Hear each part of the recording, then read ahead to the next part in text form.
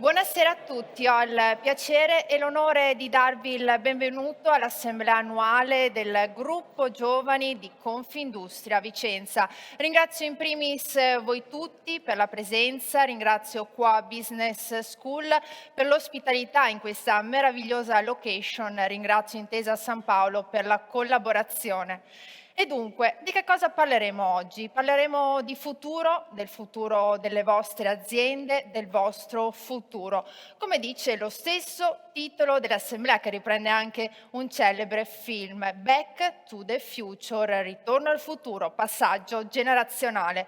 Queste dunque le parole chiave di questa assemblea. Il passaggio generazionale è da sempre un momento cruciale per le aziende, dove viene definito anche il futuro dell'azienda stessa, la tenuta dell'azienda stessa e anche più in generale di tutto il tessuto imprenditoriale del territorio. Non sempre però è semplice capire come l'avvicendamento di un figlio in azienda sia per l'appunto un momento positivo. Possono nascere infatti conflitti, tensioni, paure e noi oggi cercheremo proprio di analizzare questo momento, ma non parleremo semplicemente di passaggio generazionale, parleremo anche di continuità aziendale, parleremo di crescita e lo faremo con imprenditori e imprenditrici che hanno già vissuto questo particolare momento, ma lo faremo anche con esperti, professionisti, docenti che ci daranno una sorta di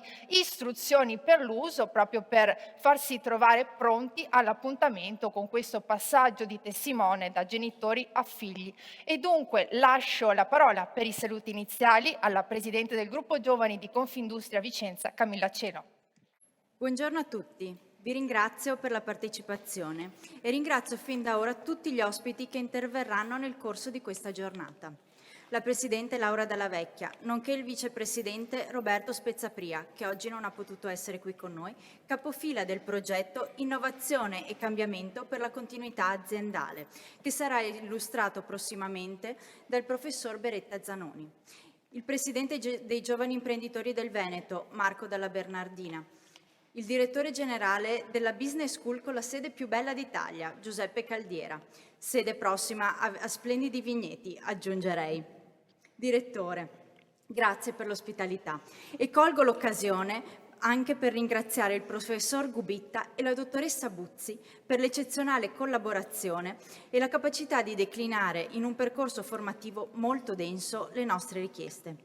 Ringrazio i colleghi Silvia Nicolis, Erika Canaia e Giulio Pedrollo per la disponibilità a condividere con noi la propria personale esperienza, nonché il Museo Nicolis, che Silvia presiede, per aver messo a disposizione l'auto che senz'altro si è fatta notare qui fuori. Ringrazio inoltre i professionisti e i docenti che ci permetteranno di inquadrare il nostro odierno oggetto di studio da più punti di vista. Luca Brambilla, Milperris. Un particolare ringraziamento ad Intesa San Paolo per la collaborazione nella creazione non solo di questo evento, ma per il sostegno che ci vedrà fianco a fianco per i prossimi anni, fino al termine del mio mandato. Ringrazio quindi in particolare Cristina Balbo, direttore regionale Veneto Ovest e Trentino Alto Adige, e Giovanni Foresti, della Direzione Studi e Ricerche dell'Istituto.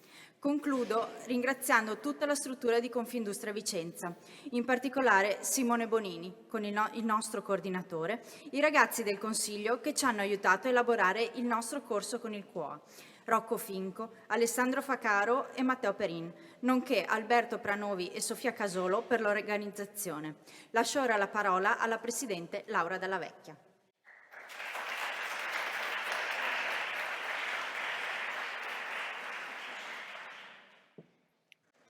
Grazie Camilla e benvenuti a tutti.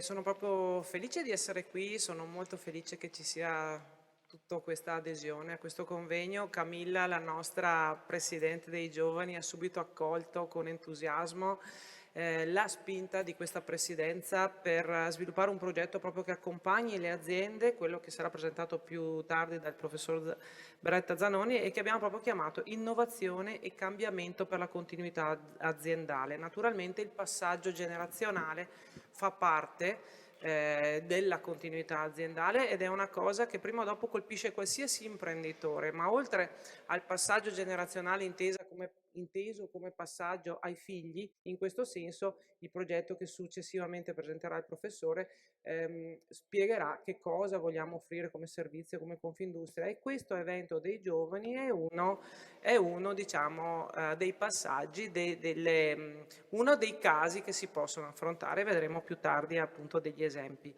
È un momento un po' impegnativo per tutti noi, i dubbi possono essere tanti, ci sono aziende che hanno un certo numero di anni, imprenditori che vogliono cedere, abbiamo incertezze di varia natura, c'è i costi, l'energia, non troviamo gente, ne ho parlato ampiamente anche durante l'assemblea, e la domanda che ho posto è stata: dobbiamo risponderci a una domanda, vale ancora la pena di investire in questo territorio?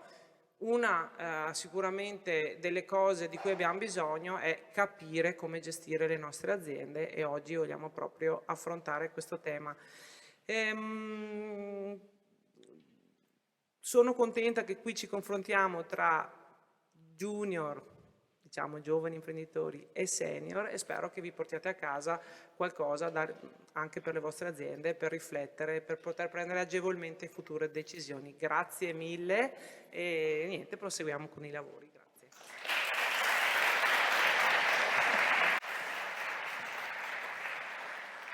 Ringrazio dunque la Presidente di Confindustria Vicenza, Laura Dalla Vecchia, per il suo intervento. Un avvicendamento che dunque alla guida dell'azienda deve essere sicuramente accompagnato, in primis dalla famiglia, l'abbiamo sentito anche dalla Presidente Dalla Vecchia, dal tessuto imprenditoriale, ma anche dalle banche, che in questo momento possono avere un ruolo strategico proprio sul fronte degli investimenti per accrescere le aziende in questo particolare momento. E dunque lascio la parola alla direttrice regionale Veneto Ovest e Trentino Alto Adige d'Intesa San Paolo, Cristina Balbo, per i saluti.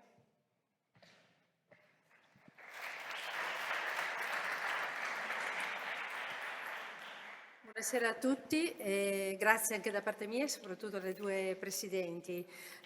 La collaborazione con Confindustria e con la nostra banca parte da lontano, però sono particolarmente contenta di questa collaborazione con il gruppo dei giovani e di essere qui questa sera a parlare di giovani e di futuro, perché in questo momento normalmente e naturalmente caratterizzato da incertezza, quello che a volte è il rischio che corriamo è quello di restare un po' in attesa e di credere un po' meno nel futuro e nel cambiamento. E in realtà anche le parole della Presidente che mi ha preceduto ci portano appunto invece a riflettere su quelli che sono e continueranno ad essere i percorsi di crescita delle imprese. Parlando di ricambio generazionale, parliamo proprio di anche quelle competenze, quelle nuove idee che i giovani possono portare all'interno delle aziende per garantire continuità e garantire anche quei percorsi di cambiamento che oggi sono assolutamente necessari.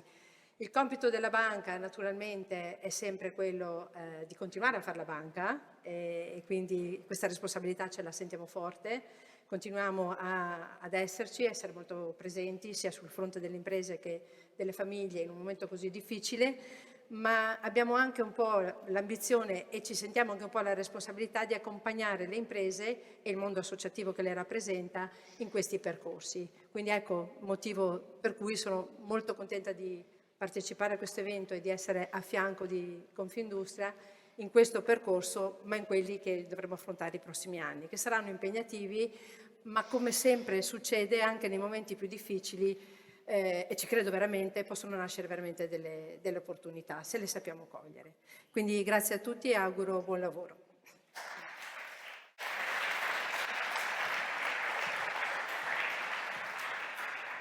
Un percorso dunque, lo sentiremo più volte all'interno di questa assemblea, che va affrontato in squadra, anche attraverso corsi di formazione, master, ed è quello che da oltre 60 anni fa Qua Business School.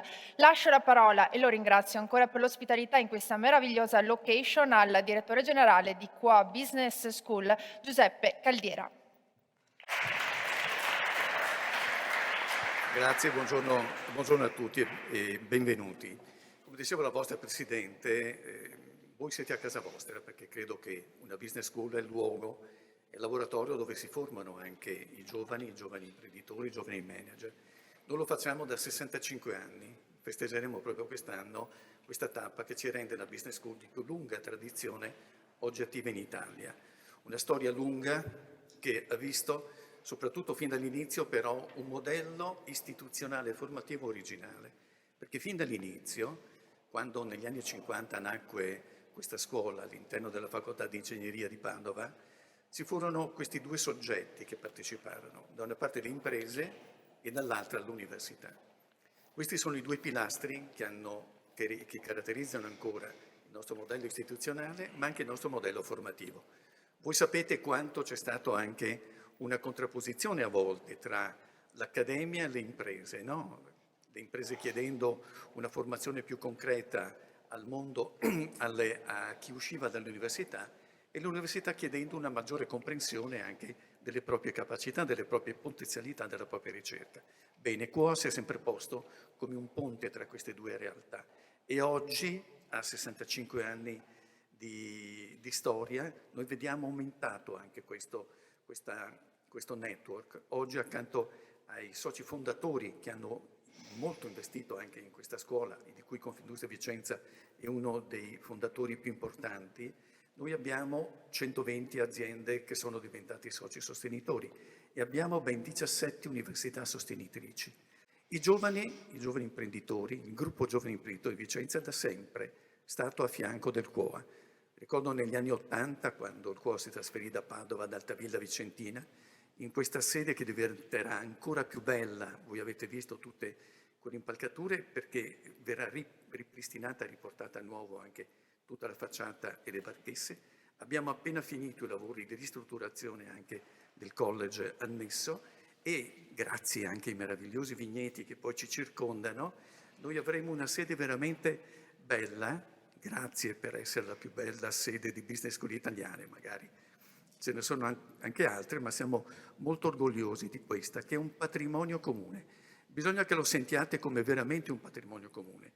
In queste aule si sono alternati molti imprenditori, molti figli di imprenditori che hanno trovato proprio nella formazione la risposta, perché oggi, e credo sia molto evidente a tutti, le competenze servono in maniera fondamentale. Oggi le competenze fanno la differenza e anche noi abbiamo dei master che si rivolgono anche agli imprenditori senior. Abbiamo più di 30 imprenditori che ogni anno frequentano il nostro master e quindi c'è una riflessione che a tutti i livelli e a tutti i momenti di questi passaggi generazionali dove senior e junior si incontrano, si confrontano, insomma credo che la formazione diventa uno degli elementi importanti perché acquistiamo un linguaggio comune. Oggi credo che la comprensione venga meglio se noi utilizziamo anche dei linguaggi comuni. I linguaggi comuni sono anche avere dei metodi, dei contenuti e delle competenze che in qualche maniera ci aiutano a far questo. Quindi grazie a tutti voi e buon proseguimento di lavoro.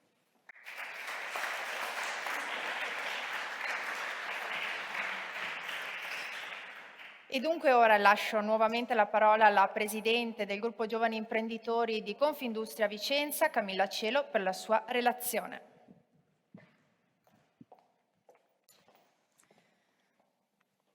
Veniamo allora al nostro tema, al passaggio generazionale.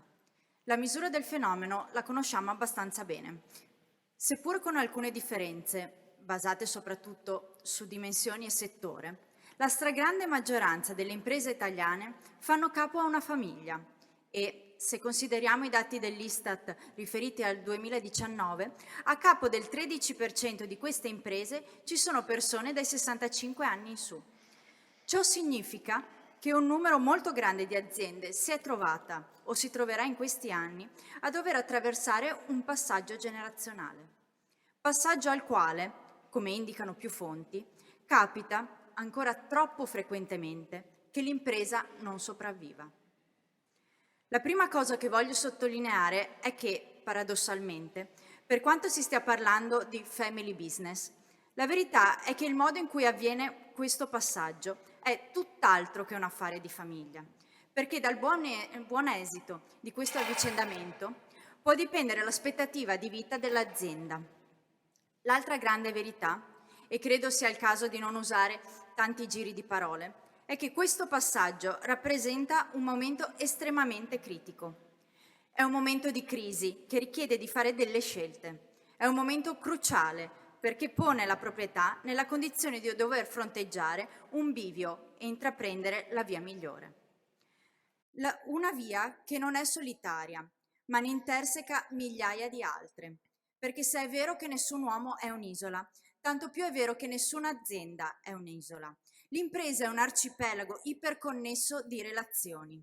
È fatta da persone, si colloca in una comunità, fa parte di una filiera, soddisfa la domanda dei suoi specifici clienti. Va riconosciuto che non è solo un affare di famiglia se l'azienda soccombe al cambio delle generazioni. La continuità della vita di un'impresa ha implicazioni che riguardano non solo la famiglia, ma anche la tenuta del sistema produttivo ed economico, nonché quella del tessuto sociale in cui l'impresa è inserita.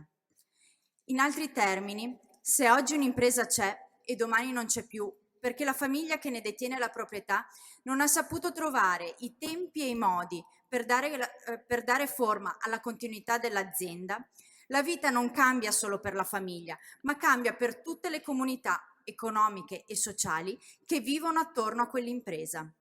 È questo allora, io credo, che dobbiamo avere a cuore, la continuità dell'azienda, tema ben più ampio del passaggio generazionale, che ne è una fattispecie, o forse, ancora meglio, un possibile momento.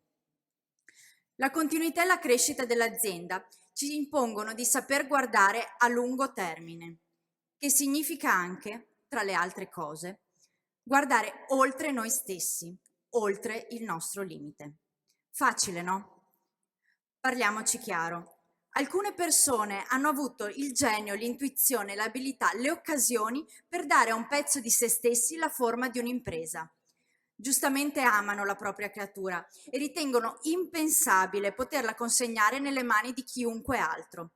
Nessuno è adeguato, nessuno è all'altezza, nessuno è come me. Chi non lo pensa?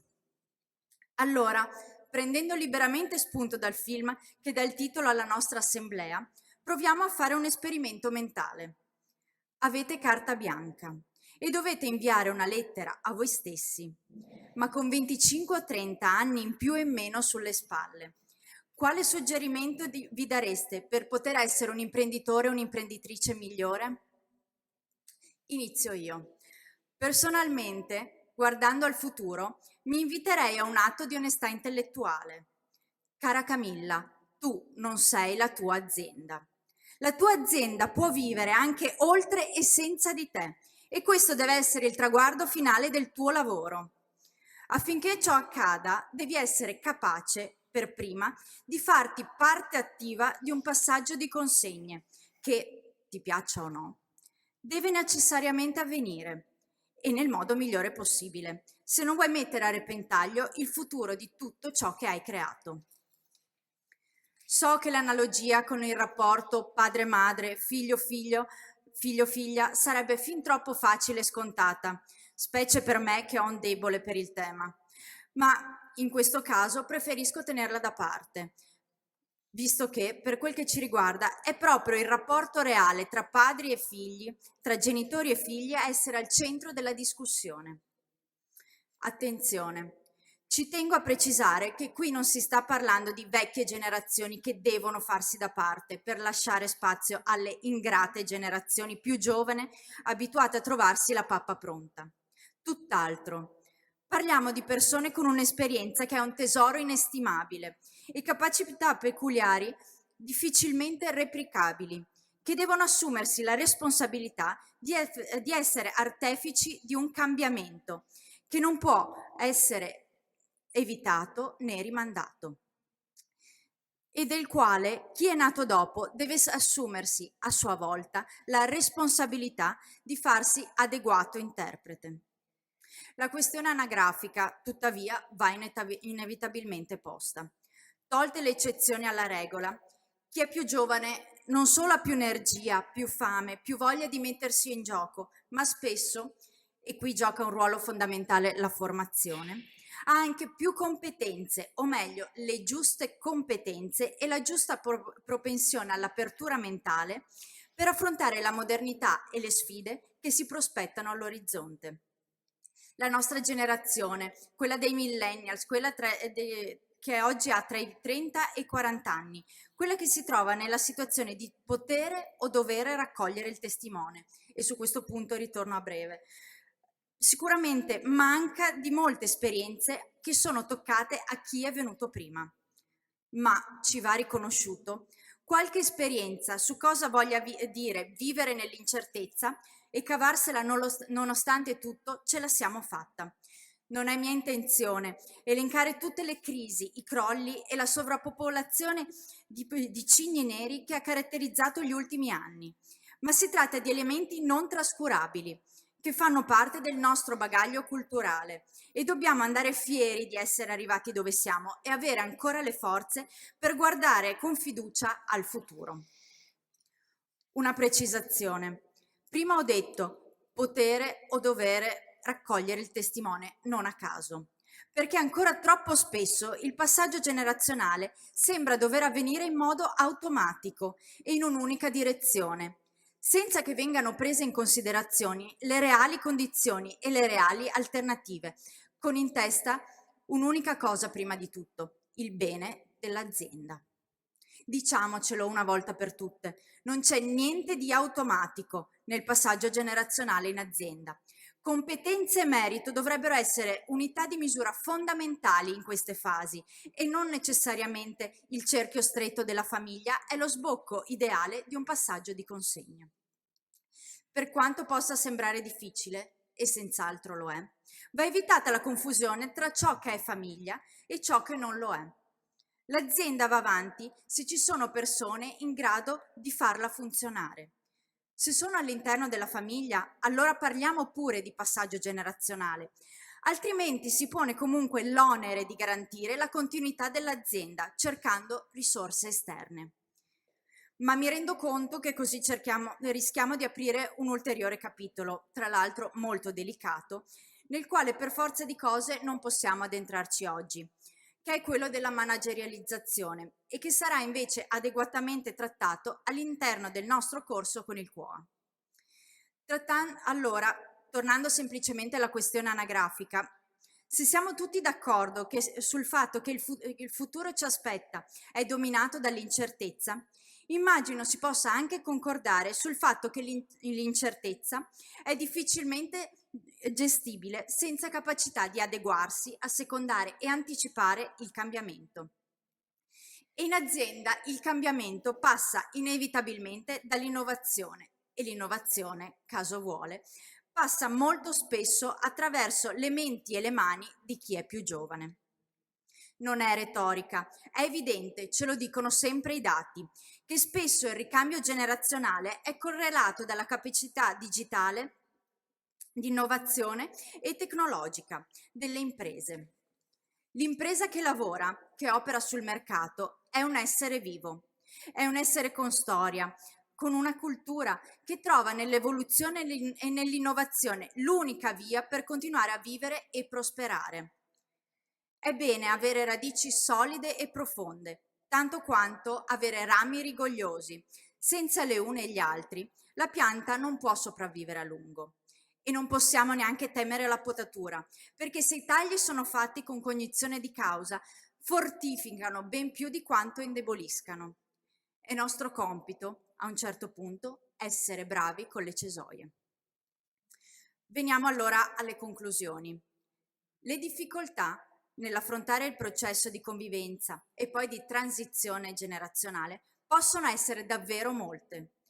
Non vanno infatti trascurate le questioni burocratiche e fiscali e gli aspetti economico-finanziari, ma di certo non possiamo più permetterci di identificare come un ostacolo l'assenza di eredi o successori in grado di prendere in mano le redini dell'impresa.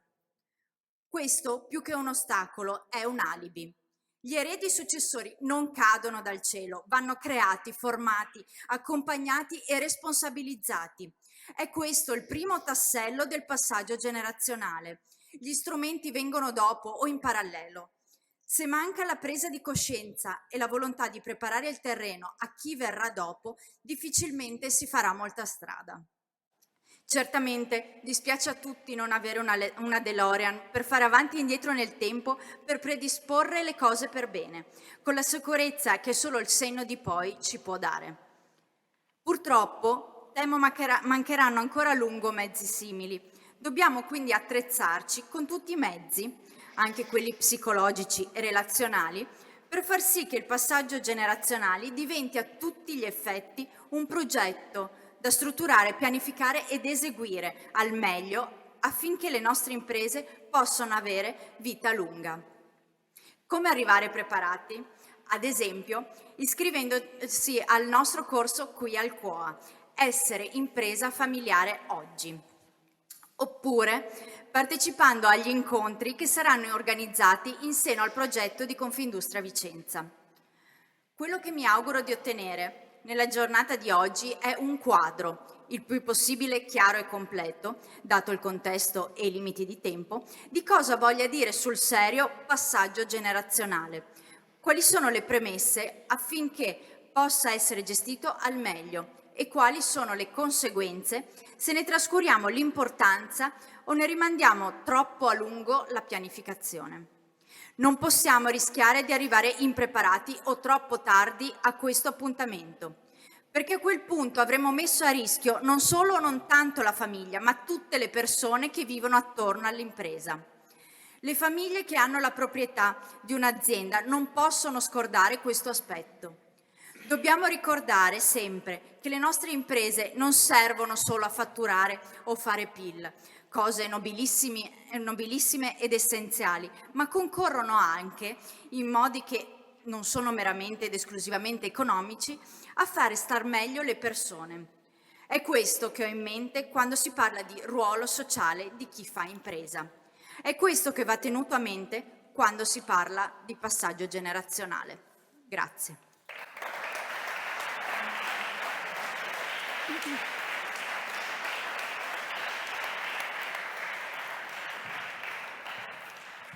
Non possiamo farci trovare impreparati, dunque l'ha ben detto la Presidente Camilla Cielo nel suo discorso, in cui penso abbia toccato davvero tutti i punti, tutte le difficoltà di voi giovani imprenditori nel momento in cui c'è appunto questo passaggio di testimone dai vostri genitori a voi. E dunque noi in questa seconda parte entreremo proprio nel vivo di questa assemblea, cercheremo di analizzare sotto molti punti di vista il passaggio generazionale. Non parleremo ovviamente, come dicevamo, solo di questo, ma anche di continuità aziendale e ovviamente di crescita delle vostre aziende. Lo faremo dapprima con imprenditori, imprenditrici che ci racconteranno come hanno vissuto questo passaggio all'interno delle loro aziende, ma lo faremo anche con esperti, professionisti e docenti che ci daranno le cosiddette istruzioni per l'uso per farsi trovare dunque pronti all'appuntamento. E dunque ora lascio la parola per il primo quadro di questa assemblea a Giovanni Foresti della Direzione Studi e Ricerche di Intesa San Paolo, che ci parlerà proprio di giovani, le nuove risorse per le aziende e per il futuro. Buonasera a tutti, io cercherò di rappresentarvi la ricerca che abbiamo realizzato, cercherò di evidenziare come avviene il passaggio generazionale e quali effetti può avere questo importante momento di vita delle imprese. E da questo punto di vista devo dire che l'aspetto positivo riguarda gli effetti, no? Che molto spesso in media sono positivi per quanto concerne le imprese. I ritorni, no? Un passaggio generazionale ben fatto ha dei ritorni importanti per quanto riguarda la competitività delle imprese stesse e questo lo vedremo molto bene nei dati. Nell'ultima parte della mia presentazione mi concentrerò poi su quello che è stata l'evoluzione, quello che è stato il trend del passaggio generazionale negli ultimi anni, evidenzierò l'evoluzione e soprattutto poi metterò in evidenza quelli che sono gli ostacoli, i principali ostacoli incontrati dalle imprese. Lì vedremo che in funzione poi anche delle dimensioni aziendali possono cambiare.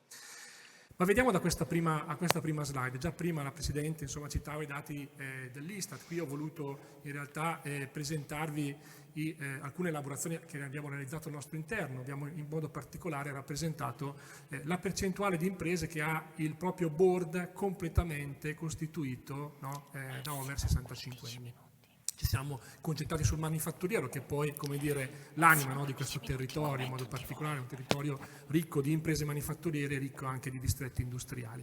Il 12% delle imprese in Italia ha un board costituito completamente da over 65 anni. Quindi questo vi fa capire, vi fa toccare con mano quanto per queste imprese i prossimi anni saranno rilevanti, no, per realizzare questo passaggio generazionale o questo accompagnamento generazionale, no? Mi piace più chiamarlo in questo modo. I numeri cambiano, no? In funzione delle dimensioni aziendali, siamo al 13% circa per le microimprese e scendiamo al 5,5% per le grandi imprese. Se guardiamo poi al dato per ripartizione geografica, vediamo che i numeri più alti sono nel mezzogiorno, ma perché lì il peso delle microimprese è più alto e si scende comunque intorno al 9%, 9-10% nel Triveneto e anche in questa regione siamo poco sopra il 9%. Quindi un tema rilevante per la vita di molte aziende. Come avviene il passaggio generazionale in Italia? Qui abbiamo voluto rappresentare, come dire, i risultati di un'indagine che conduciamo al nostro interno. Abbiamo chiesto ai nostri gestori cosa osservano, cosa hanno osservato, no, nei passaggi generazionali nelle imprese loro clienti. E quello che avviene solitamente nel 70% dei casi in Italia, ma anche nel Triveneto, è un passaggio, no, che avviene all'interno, sia per quanto riguarda la proprietà, sia per quanto riguarda la gestione, all'interno della famiglia, 70% dei casi.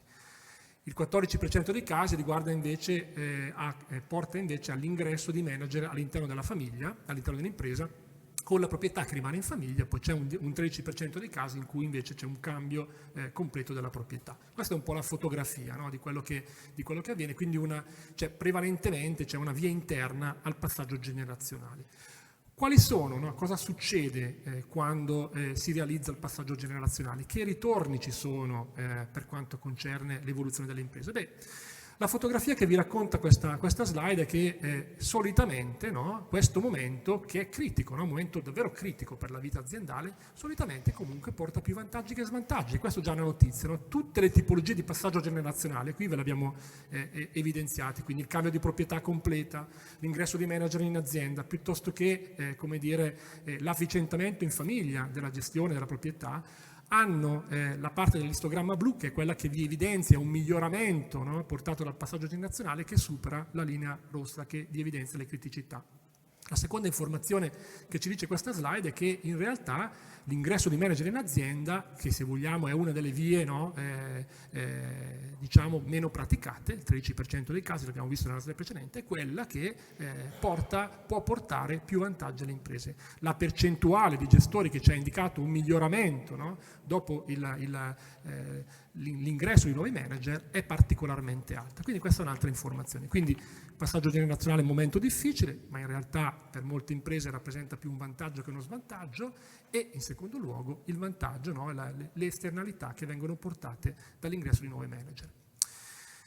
Veniamo ai giovani. Qui abbiamo voluto rappresentare, come dire, un'analisi molto particolare che abbiamo realizzato al nostro interno. Siamo andati a classificare le imprese in funzione della loro età, quindi imprese storiche, che sono le imprese costituite prima del 1980, mature tra 80 e 90, adulte tra il 90 e il 99, giovani, le abbiamo chiamate giovani, tra il 2000 e il 2010, e start-up, che è un termine improprio in questo caso, dopo il 2010. E poi siamo andati a vedere come era composto il loro board, e quindi siamo andati a vedere se il board di queste aziende era costituito completamente da over 65 anni, piuttosto che se questo board aveva al proprio interno degli under 40 anni. No? Avere al proprio interno under 40 anni vuol dire avere nel board under 40 anni, ma anche, no, eventualmente le persone che hanno fondato l'azienda, quindi persone con più esperienza, no? Quindi in questo caso si può parlare di imprese che per esempio stanno portando avanti un processo di affiancamento generazionale.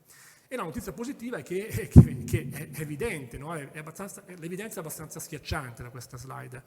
In ogni tipologia di impresa classificata per età c'è una propensione maggiore ad avere brevetti, grafico di sinistra, piuttosto che certificazioni ambientali, che è più alta nelle imprese che hanno al proprio interno degli under 40 anni. Quindi quel binomio, no? Innovazione, propensione a innovare piuttosto che a investire nel green, nella sostenibilità di cui si parlava prima, è verificata, no, è confermata da questi dati. Altro fattore importante, a mio avviso, riguarda poi il contributo che le giovani generazioni possono dare allo sviluppo di nuovi settori. In questo caso vi abbiamo voluto rappresentare, no, la quota di imprese in vari comparti, diciamo così, in vari, quelli che noi abbiamo chiamato nuovi settori di specializzazione dell'industria italiana, quindi abbiamo voluto rappresentare la quota di imprese in questi settori in cui ci sono under quarantenni.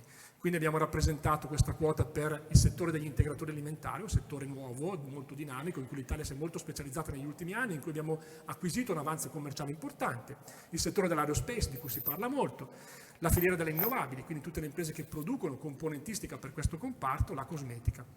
E l'abbiamo messa a confronto con la media del manifatturiero. In tutti questi comparti il peso e la presenza di giovani under quarantenni è più alta.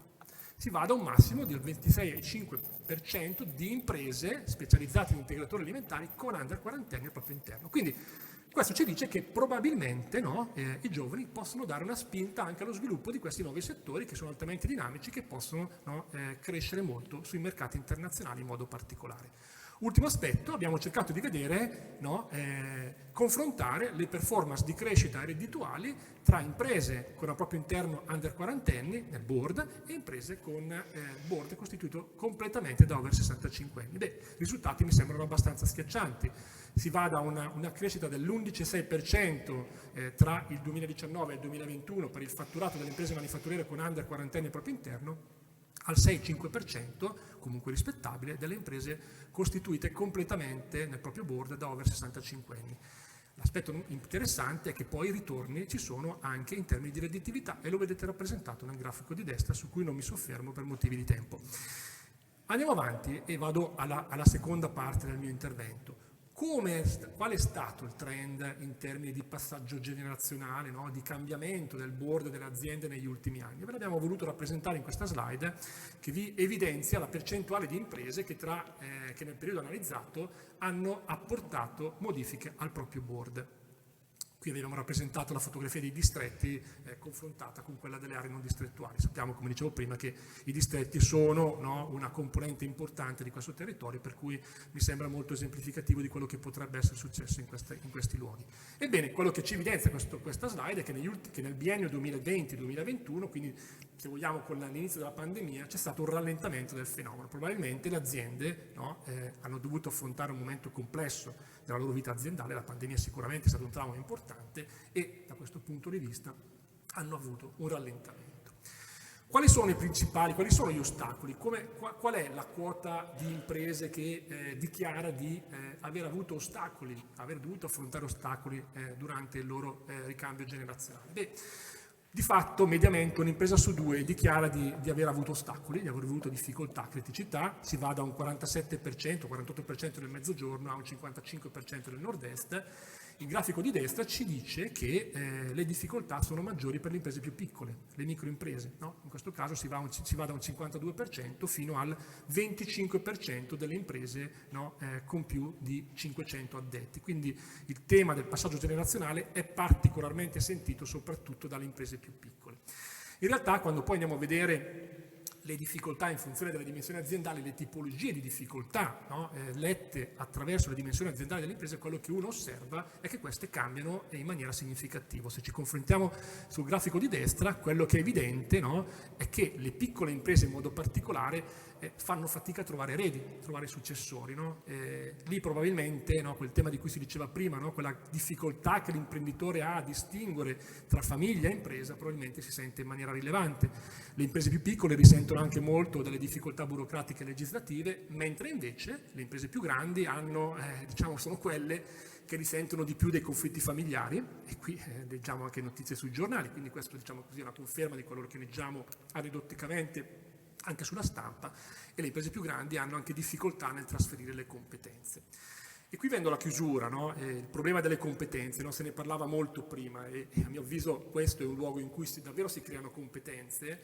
A mio avviso e quindi benvengano, e anzi i programmi progetti che verranno rappresentati dopo sono sicuramente importanti, rilevanti, no? Per rinnovare, per favorire il rinnovamento del tessuto produttivo. A mio avviso un aspetto su cui si dovrà riflettere sempre di più anche in futuro, no? Riguarda quell'emorragia di laureati, no? Qui l'abbiamo esemplificato con la perdita di laureati che questo territorio negli anni subisce, perché diciamo così, perdere laureati significa perdere competenze e questo territorio è un territorio che ancora ogni anno perde competenze.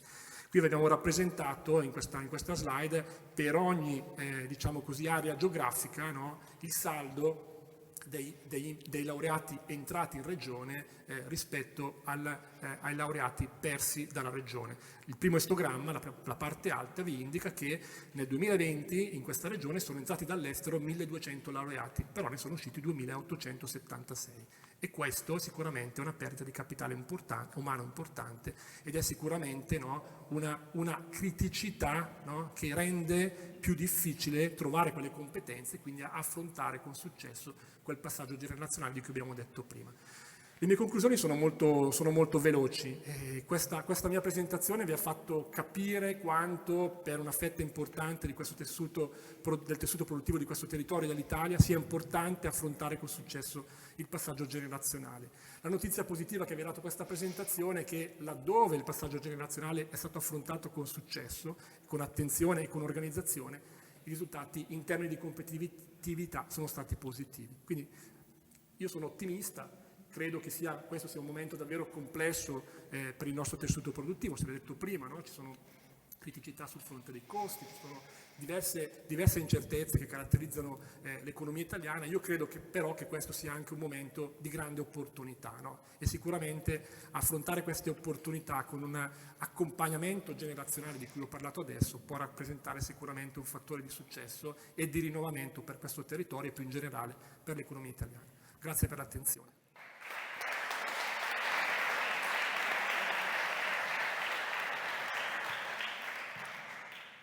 Fondamentale dunque anche a fronte di questi dati farsi trovare pronti all'appuntamento con il passaggio generazionale. Passaggio generazionale in un'azienda non significa infatti solamente trasferimento di competenze, ma è anche una grande responsabilità, vuol dire tutelare l'integrità e la continuità di un'azienda. Dunque è fondamentale anche il confronto e il dialogo tra le generazioni. Ne parleremo dunque ora con Luca Brambilla, direttore dell'Accademia di Comunicazione Strategica, specializzata proprio nella creazione di master one-to-one. Buonasera, ci possiamo accomodare? Grazie. Ciao Luca.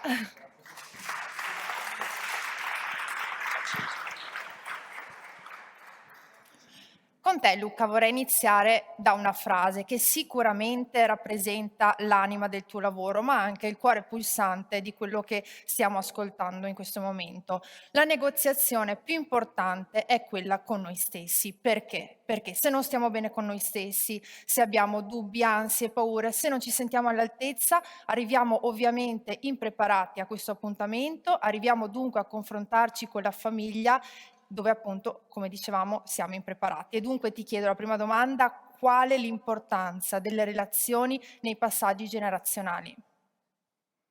Innanzitutto adoro questa domanda perché questa frase campeggia sulla parete della sala riunioni dell'Accademia in Foro Bonaparte, quindi da professore apprezzo tantissimo chi si prepara, quindi ringrazio te di esserti preparata e tutti voi. La questione della relazione è fondamentale e avevo pensato una risposta, ma è talmente bello quello che ha detto la Presidente Camilla Cielo che vado in scia su quello che diceva Camilla, ovvero il primo grande conflitto, la prima grande battaglia di cui nessuno parla è interna ed è legata alla domanda: c'è qualcuno che può essere meglio di me? E se la risposta è no, noi possiamo avere un esercito di professionisti, consulenti, professori, eccetera, e non ci sarà nessun tipo di passaggio. Quindi possiamo scrivere libri. Recentemente è uscito uno stupendo di 650 pagine su come gestire dal punto di vista giuridico il passaggio generazionale e lo metteremo lì insieme agli altri 9 che ho scritto io su altri argomenti che non saranno mai letti. Se invece la risposta è sì, e dopo questa risposta si fa un'altra domanda, quindi qual è la cosa migliore per l'azienda, allora inizia un dialogo, una relazione che può sfociare in una serie di opzioni che sono: ho un figlio o una figlia in gamba, quindi faccio un passaggio, manager, fondi, eccetera. Dobbiamo iniziare a capire che il problema che abbiamo davanti, che è quello del passaggio generazionale, della continuità aziendale, deve essere affrontato dal primo punto di rottura di questo processo, che è all'interno di una dinamica meramente psicologica, ma con esiti positivi e negativi devastanti in certi casi, eccezionali in altri, dal punto di vista operativo. Per questo noi diciamo la negoziazione più importante è quella con se stessi. Si avvicina a noi per fare una serie di percorsi, chi chiede aiuto a commercialisti, chi chiede aiuto ad avvocati, in fondo il professionista sa che il 90% della battaglia è già stata fatta. Considerate che dal punto di vista cognitivo il 95% delle decisioni sono prese a livello emotivo, questo ce l'ha raccontato Damasio, poi il mitico Kahneman, premio Nobel, che ormai avete conosciuto tutti, e anche è stato prima citato il Cigno Nero e via dicendo, ci fa capire che noi prendiamo decisioni usando o un sistema emotivo o uno razionale. Le decisioni che in accademia reputiamo strategiche sono quelle che sono complementari sia sull'aspetto emotivo, perché c'è una parte di emotività, io sto dando un'azienda che è la mia emanazione, quindi anche mio figlio da un certo punto di vista, e una parte razionale. Quindi elemento fondamentale, cioè che sta alle fondamenta, e primario dal punto di vista cronologico. Io faccio guadagnare un fracco di soldi a avvocati, notai, commercialisti, eccetera, perché dopo aver smusso questa parte dico: bene, chiamate i migliori, chiamate i più cari, pagateli tanti, perché quando si parla di passaggio generazionale si parla di un punto dove si gioca la vita o la morte di un'azienda, e io ho imparato da mio papà che quando si parla di questi temi l'unico vero tema è il goal, quindi noi diciamo operazione no budget. Se un medico costa troppo poco, un avvocato costa troppo poco, cambiatelo. Bene, riprendevi tu prima il discorso della Presidente Cielo. Ci sono dunque partner positivi e negativi in questi passaggi generazionali, e quali sono? Sui pattern negativi siamo grandi esperti, considerate che il passaggio generazionale rientra dal punto di vista manageriale sotto un cappello che si chiama change management. I percorsi di change management, a seconda delle ricerche che le testimoniano, dicono che dal 70 al 90% falliscono, quindi siamo fortissimi a fallire passaggi generazionali e in particolare change management, se vogliamo andare sulla macro categoria. L'elemento secondo me cruciale da capire è: si tratta di un processo, punto, e non un passaggio. Quindi se io penso al passaggio, penso che dall'oggi al domani mio padre consegna a me un'azienda e io vado in autonomia, e questa è una follia dal punto di vista operativo, ma soprattutto è una falsità dal punto di vista reale. Se invece noi parliamo di processo generazionale o processo di change management, capiamo che ci sono delle fasi, delle sottofasi che devono essere messe una dopo l'altra nel corretto ordine. E quindi c'è una parte meramente personale, poi c'è una parte relazionale e poi via via tutto il resto. Questo penso che sia l'elemento cardine quando si parla dei macro errori. Sotto questo tema, quindi non riconoscere la complessità del, chiamiamolo, processo generazionale, possiamo sbagliare in 1000 modi. Poi per fare bene invece un processo devono essere coinvolti i 2 protagonisti o i 3 protagonisti. Uno dei più bei suggerimenti che ci è arrivato negli ultimi 3 anni è quando a un certo punto il figlio di un imprenditore inizia a fare un master one-to-one con noi sul tema comunicazione strategica e negoziazione. A un certo punto arriva il padre, 65enne, e dice: ho visto mio figlio così migliorare dopo appena 4 incontri che mi voglio buttare dentro anch'io e farlo con lui. E lì non ci fu negoziazione, era una persona estremamente decisa, come penso il 90% degli imprenditori, e abbiamo visto risultati così interessanti dal punto di vista formativo relazionale con loro che abbiamo detto lì dove c'è disponibilità del senior a partecipare insieme allo junior, tra virgolette, volentierissimo fare un percorso assieme, perché questo è, uso una parola che normalmente non uso, ma anche terapeutico, cioè c'è proprio una parte dove si sciolgono i nodi dei conflitti. Questo è stato un caso felice, caso più complesso, una donna, guarda caso, le donne fanno sempre 2 o 3 volte più fatica per avere riconoscimenti, ma questa è un'altra battaglia che potremo fare. Quindi io sono un convinto femminista sotto questo aspetto. In accademia 3/4 delle persone di potere sono donne e penso che qualcuno Ce lo dicevamo. miri anche il mio posto, quindi l'anno prossimo magari c'è Giorgia Raguzzi e non Luca Brambilla. Una donna che viene da noi vuole fare un percorso, il padre dice no, questa si autofinanzia 30.000 euro di master one-to-one, quindi non peanuts, si fa il percorso one-to-one, il padre continua a dirle sbagli, sbagli, sbagli, questa non molla, finisce il master, viene chiamata dal padre e dice bene, da domani entri nel CDA, non ti ho mai visto così decisa e poi vedo che stai portando sviluppo organizzativo sotto il tema HR Director, che era la figura che voleva andare a ricoprire. Notizia di oggi simpatica, nuovo percorso diverso in azienda dove questa donna sta avendo sempre più spazio.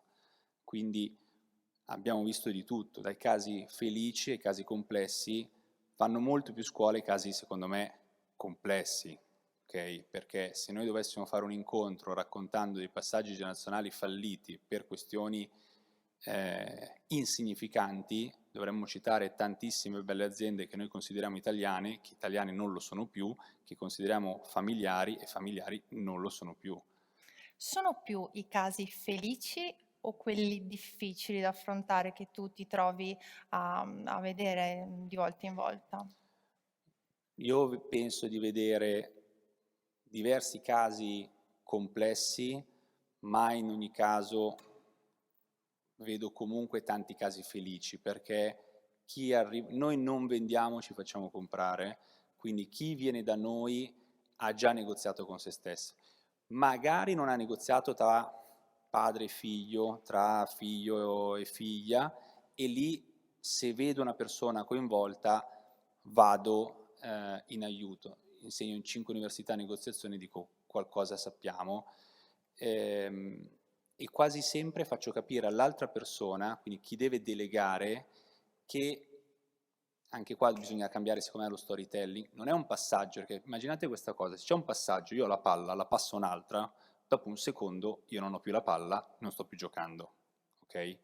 Tempo fa sono dovuto andare, perché ci credevo, a incontrare una persona, un imprenditore alto 1,90 m per 130 kg, che mi ha detto tutto convinto, adesso facciamo il passaggio generazionale, io da domani sarò, lei, mia figlia, sarà sopra e io sarò sotto. Lo guardo, sto in silenzio, poi capisce che ha detto una cazzata, mi gioco la parolaccia del giorno, e che non ci crede neanche lui. Allora dice, no, mia figlia sarà sopra e io sarò di lato. E io lo guardo, ci guardiamo, e dico, guardi, sua figlia deve fare l'amministratrice delegata e lei deve andare sopra, deve fare il presidente, si concentri sulle cose più importanti, più strategiche, perché nessuno le toglie niente, dovrà andare a fare una cosa sopra. E lui mi guarda e fa, questa versione mi piace di più, la finanzio io, e la figlia era tutta contenta, ha detto, ho risparmiato un fracco di soldi. Ma bisogna dare un ruolo all'interno del passaggio generazionale, perché altrimenti sembra che uno vuole rubare qualcosa a un altro e l'altro non glielo vuole tendere, e nascono delle cose che sono assurde, perché anche considerare giovani i quarantenni è un'altra cosa assurda. Qua siamo in pubblico, raccontiamo un aneddoto riservato. Tempo fa c'è stata una cena con Draghi e una persona dei 5 Stelle, non nominiamo, e a un certo punto questa persona dei 5 Stelle chiede al Presidente, ma mi piacerebbe molto fare qualcosa per i giovani, quindi dare sostanzialmente una sorta di bonus per i giovani. E questo dice, Draghi dice, ottimo, fino a che età mettiamo il tetto? E lei, 40 anni. Draghi si ferma e fa, io a 35 ero già direttore generale del Tesoro, ok? Quindi per me, tema giovani non giovani, non ha senso, per me vale bravi e non bravi. Se sei bravo, la palla te la passo subito, perché come ricordava Galimberti tempo fa, c'è uno che ha scritto L'infinito a 18 anni, ok? Einstein ha scoperto la sua legge della relatività a 24 anni e io sono diventato uno dei più giovani professori in diverse università, tra cui il Politecnico di Milano, a 26-27 anni, e già adesso mi rendo conto che sono meno creativo di prima. Allora vogliamo metterli quando sono già, i figli sono già vecchi, facciamo un passaggio da vecchissimo a vecchio. Chiudo con una battuta, un mio cliente simpaticissimo che guida un'azienda 2 miliardi di fatturato mi diceva sempre, si ricordi Brambilla che da vecchio saggio a vecchio rincoglionito il passaggio è breve. Esatto. Okay. E ci sta l'applauso. Brevemente, tu hai portato degli esempi di vita quotidiana, appunto di questi passaggi generazionali che penso siano gli esempi più importanti anche da comunicare a chi è qui con noi oggi. Quali strumenti brevemente offre l'Accademia di Comunicazione Strategica per affiancare questi percorsi? Ne direi 3 diversi. Uno, culturale, cioè questi momenti qua per noi non sono formazione, li classifichiamo come informazione, cioè momenti di dialogo dove si ragiona dicendo raccontiamo i problemi così come sono e non così come gli altri ce li raccontano. Il secondo invece è metodologico, ovvero ad esempio il prodotto sicuramente più interessante che abbiamo creato perché siamo nati per questo sono i Master One to One, quindi percorsi da slot da 10-20 incontri, da 2 ore verticali, perché poi l'imprenditore oltre a formarsi deve anche lavorare, fatturare, poi la figlia, poi la cosa, cioè deve essere un costo opportunità ragionevole, verticale su di lui, e voi non avete idea di quante botte prendono questi nei one to one, perché in una classe da 10, da 20, da 30 ci si nasconde, nei one to one no. Quindi immaginate avere me e altri che non te ne risparmiano una. Terzo, il tema della coprogettazione, cioè la maggior parte dei progetti più belli che abbiamo fatto con l'Accademia sono nati da idee degli imprenditori che hanno detto, senti Brambilla, ho pensato questa cosa sul tema comunicazione strategica, perché non create col vostro centro studi una metodologia anti-bias per favorire il processo di delega? Io dicevo, non si può fare? No, fallo, e mi mettevo lì perché sono pigro, e lo facevamo. Poi, perché non facciamo un nuovo modo per favorire partnership commerciali tra imprenditori? Perché sono tutti egoriferiti, troviamo un modo di fare più business. Non si può fare, studialo, fallo, top. Quindi signori, la maggior parte delle risposte arriveranno da voi che sarete un po' push nel fare provocazioni e qualcuno così matto che vi dirà proviamoci, quindi in bocca al lupo a voi soprattutto. Grazie, grazie.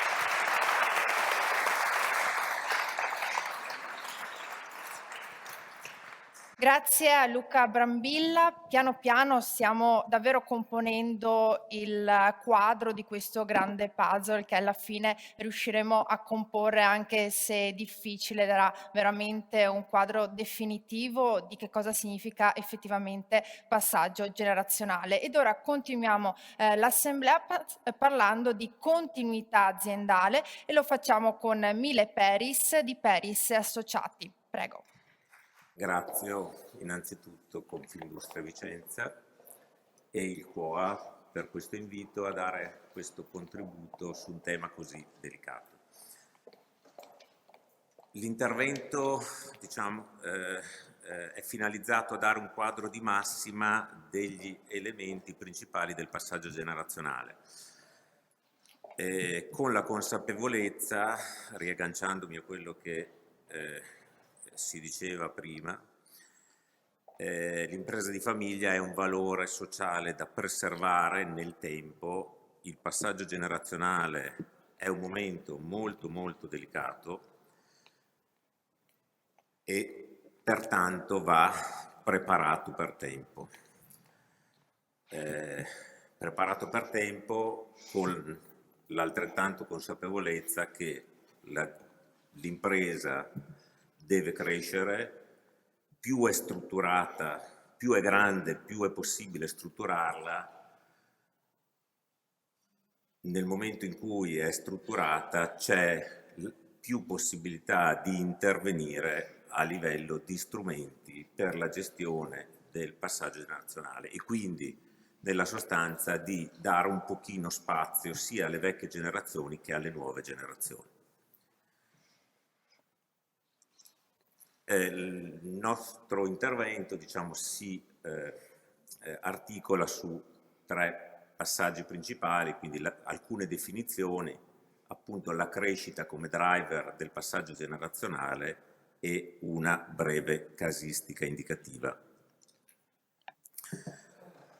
Alcune definizioni che probabilmente sono note a tutti, solo per memoria e solo per fare un pochino il punto della situazione. Quando si parla di passaggio generazionale si intende quel processo attraverso cui patrimonio e gestione dell'impresa vengono trasferite dalle vecchie alle nuove generazioni. Gli elementi e quindi l'entità da tenere in considerazione in maniera molto basilare e che riguardano le relazioni tra famiglia e impresa sono la famiglia, il patrimonio e l'impresa. La distinzione e l'ottimizzazione delle relazioni tra queste 3 entità determina il successo del passaggio generazionale, in quanto la possibilità di fare confusione tra famiglia, patrimonio e impresa nell'ambito di un passaggio generazionale che è un momento molto critico, un momento in cui ci sono fasi anche delicate, concitate, poi provoca questo tipo di confusione un rischio del fallimento del passaggio generazionale.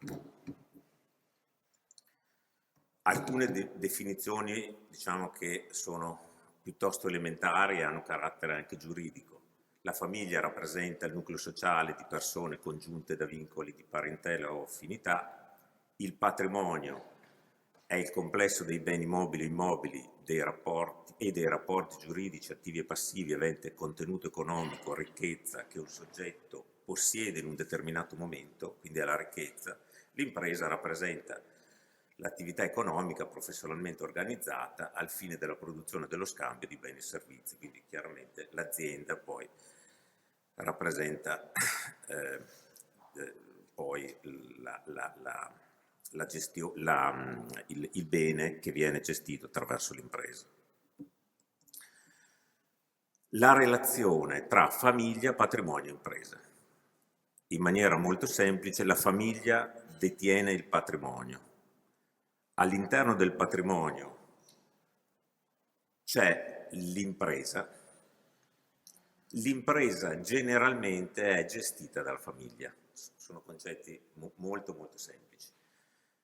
All'interno di questi, diciamo, concetti di base si genera una relazione di legittima aspettativa, di legittimo diritto e legittima aspettativa. La famiglia e i discendenti, diciamo, di una generazione, quindi i figli, hanno un diritto legittimo a subentrare prima o dopo nel patrimonio dei dante causa.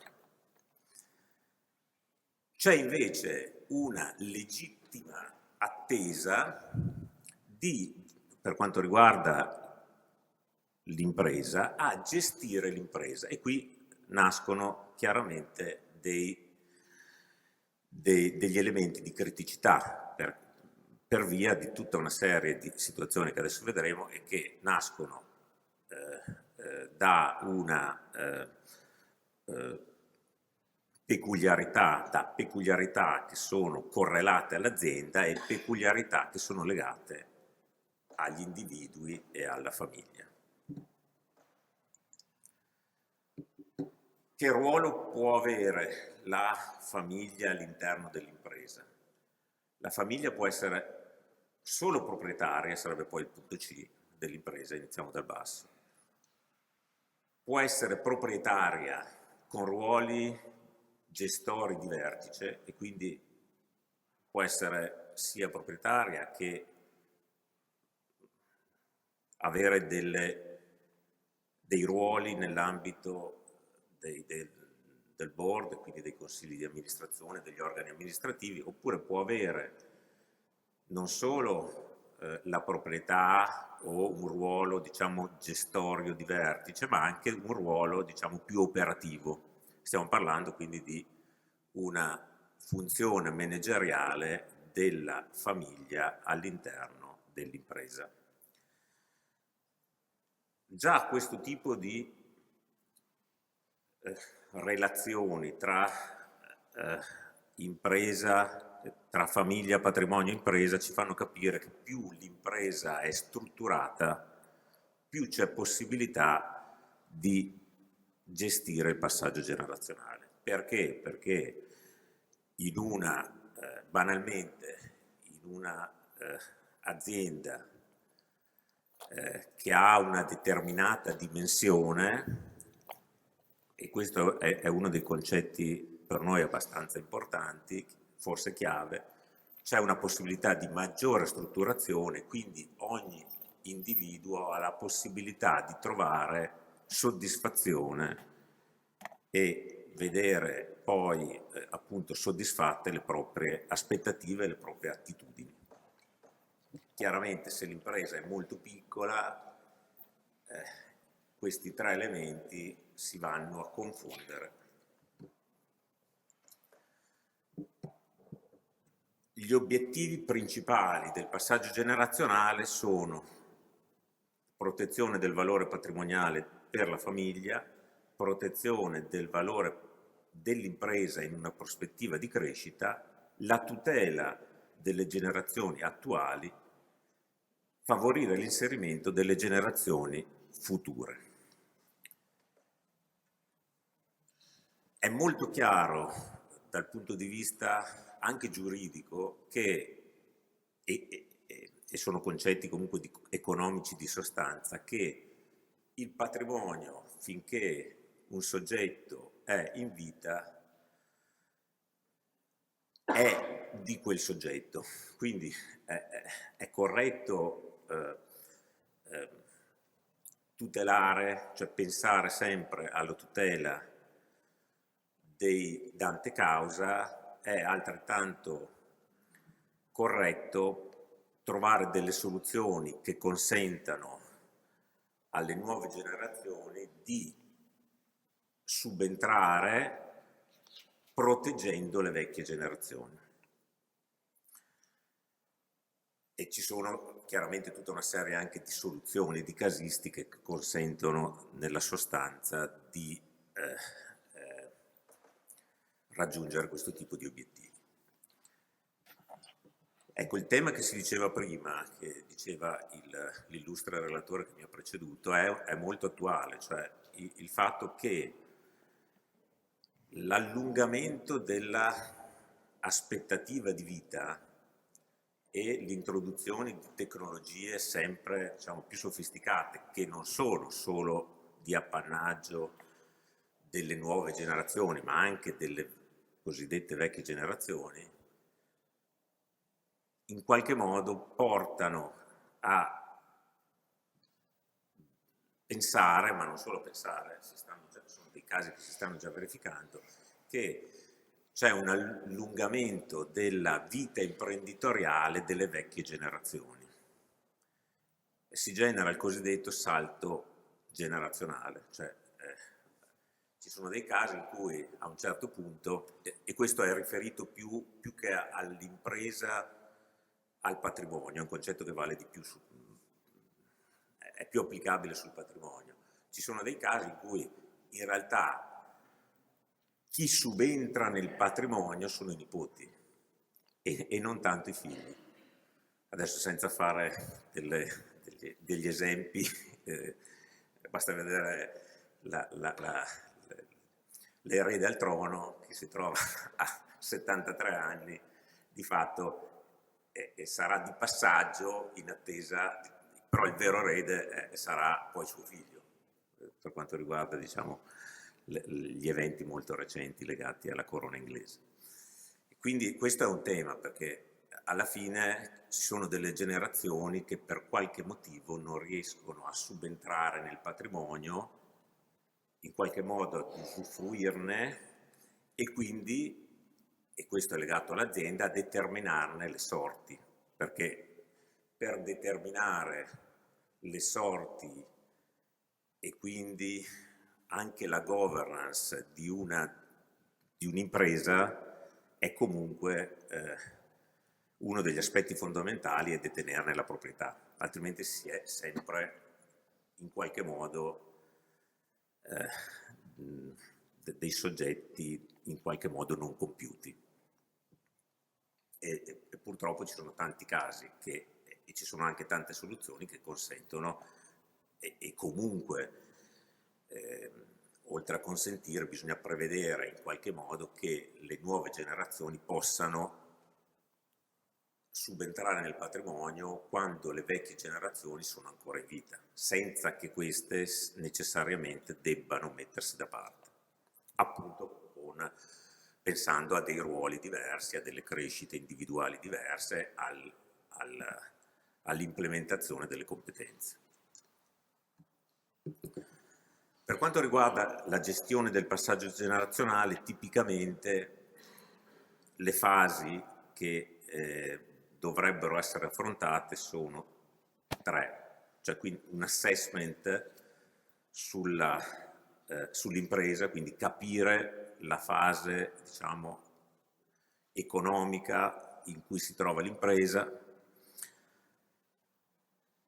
capire le attitudini e le competenze dei membri di famiglia, è quel discorso che si diceva prima relativo all'interrogazione su se stesso, capire com'è composto il patrimonio. Chiaramente l'azienda, impresa più che azienda, fa parte del patrimonio. Il patrimonio potrebbe essere composto non solo dall'impresa ma anche da altre componenti, per cui questo è fondamentale capire quindi la formazione e come il patrimonio è suddiviso. Chiaramente nella maggior parte dei casi l'impresa è la parte fondamentale del patrimonio dell'imprenditore. L'individuazione delle esigenze correlate all'impresa, cioè bisogna capire, prima di tutto mettere al primo posto l'impresa e capire quali sono le esigenze, capire poi qual è la compatibilità di queste esigenze con le caratteristiche individuali. Andiamo ad esaminare, perché il tempo stringe,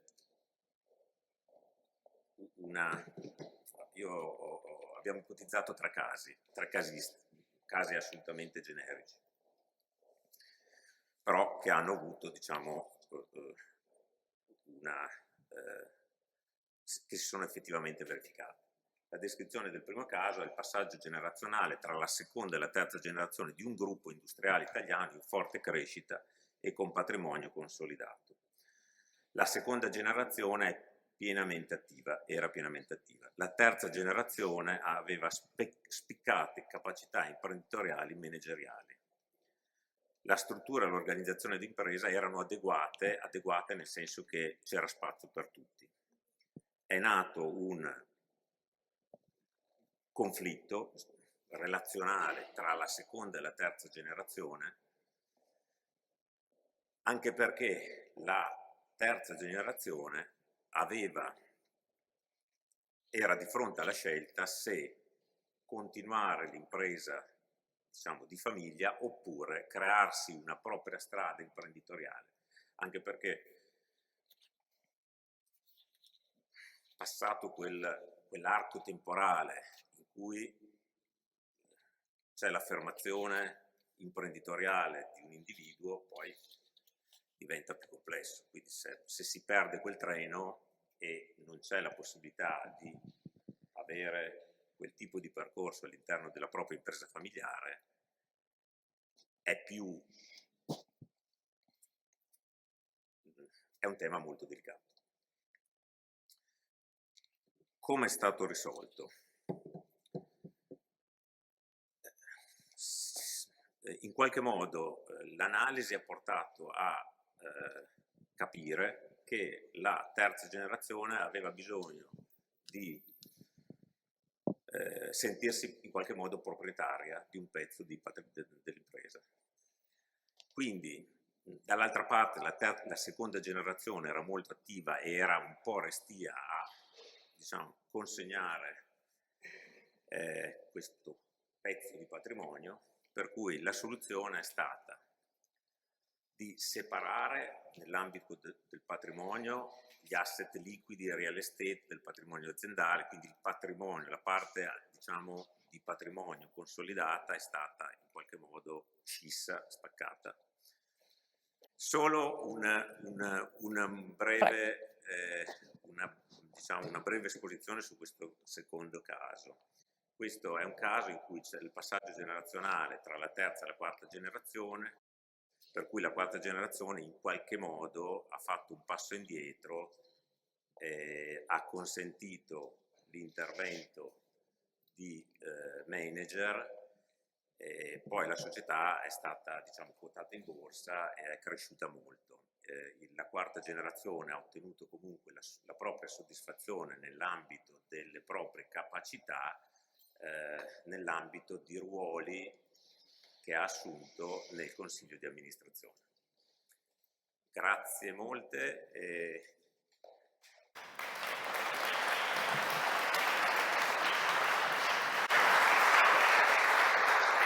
Grazie. E dunque veniamo ora alla testimonianza diretta di imprenditori e imprenditrici che hanno già vissuto in azienda e in famiglia il particolare momento del passaggio generazionale. Chiamo e la ringrazio per essere qui Silvia Nicolis del gruppo Lamacart di Villafranca di Verona e presidente anche del Museo Nicolis della Tecnica, dell'Auto e della Scienza. Ci accomodiamo. Grazie. Silvia. Grazie.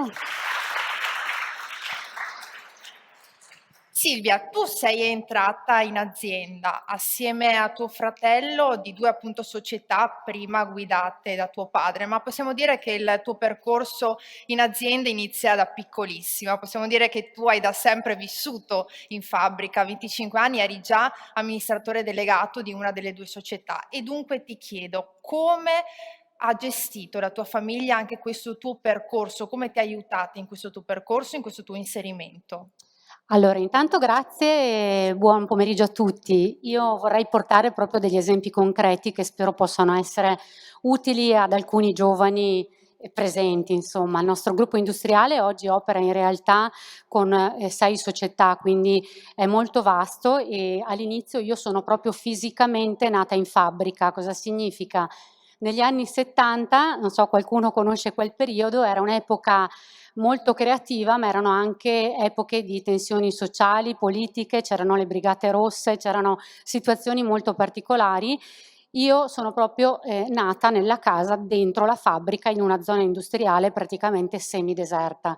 Non ho mai capito la differenza tra casa e uffici perché erano collegati, andavo in colonia con i figli degli operai, ero anche amica e giocavo con i figli degli operai, quindi alle elementari se combinavo qualche marachella il papà mi mandava col cartellino in fabbrica a dividere i sacchi di carta. Il nostro core business oggi è appunto quello di riciclo della carta, oltre al Museo Nicolis, e quindi il mondo del lavoro, se si parla di passaggio generazionale, ho avuto la fortuna, oggi dico la fortuna, all'epoca ovviamente è stata dura la gavetta, l'ho fatto direttamente da quando sono cresciuta, perché secondo me è molto importante anche l'esempio che io ho vissuto e ricevuto direttamente dai miei genitori, perché per me era è tuttora uno stile di vita quello del lavoro.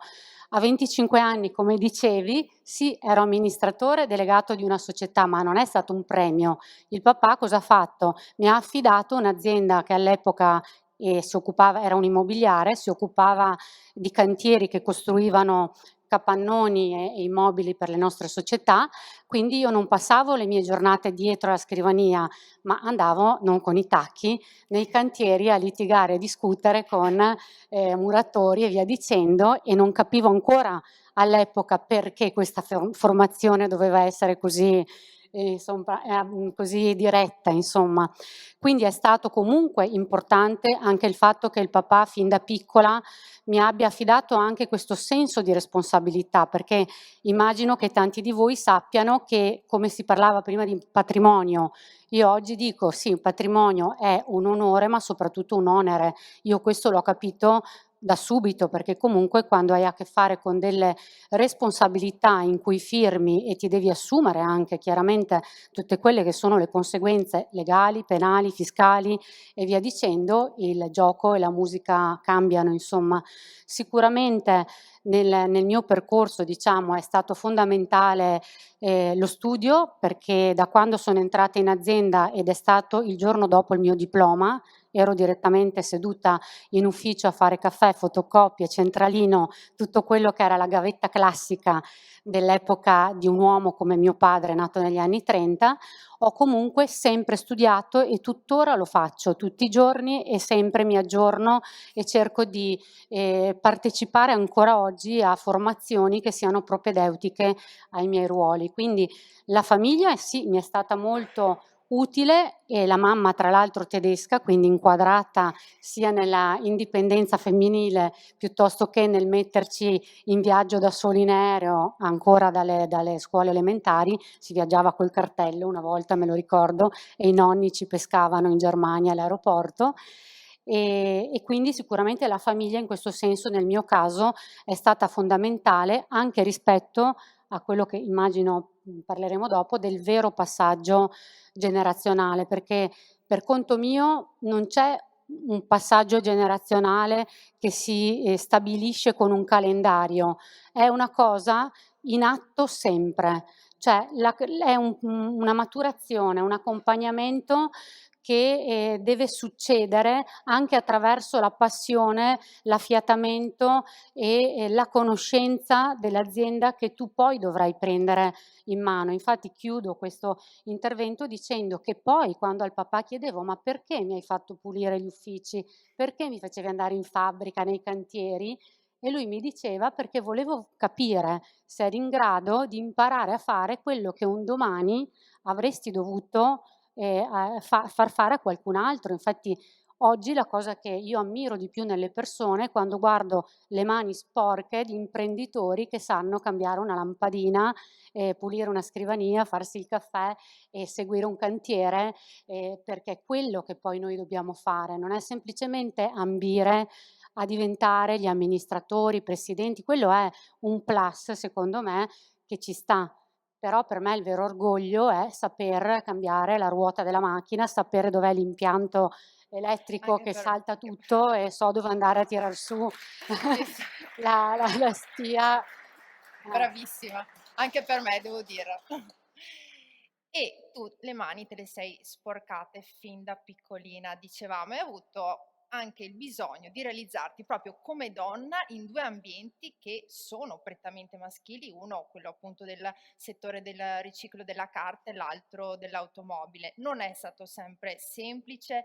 Mi raccontavi che all'inizio giravi per l'azienda vestita in giacca e pantalone proprio per assomigliare poi all'uomo, agli uomini che circondavano appunto, che lavoravano all'azienda, quindi in realtà c'è stato anche questo tuo percorso personale di donna.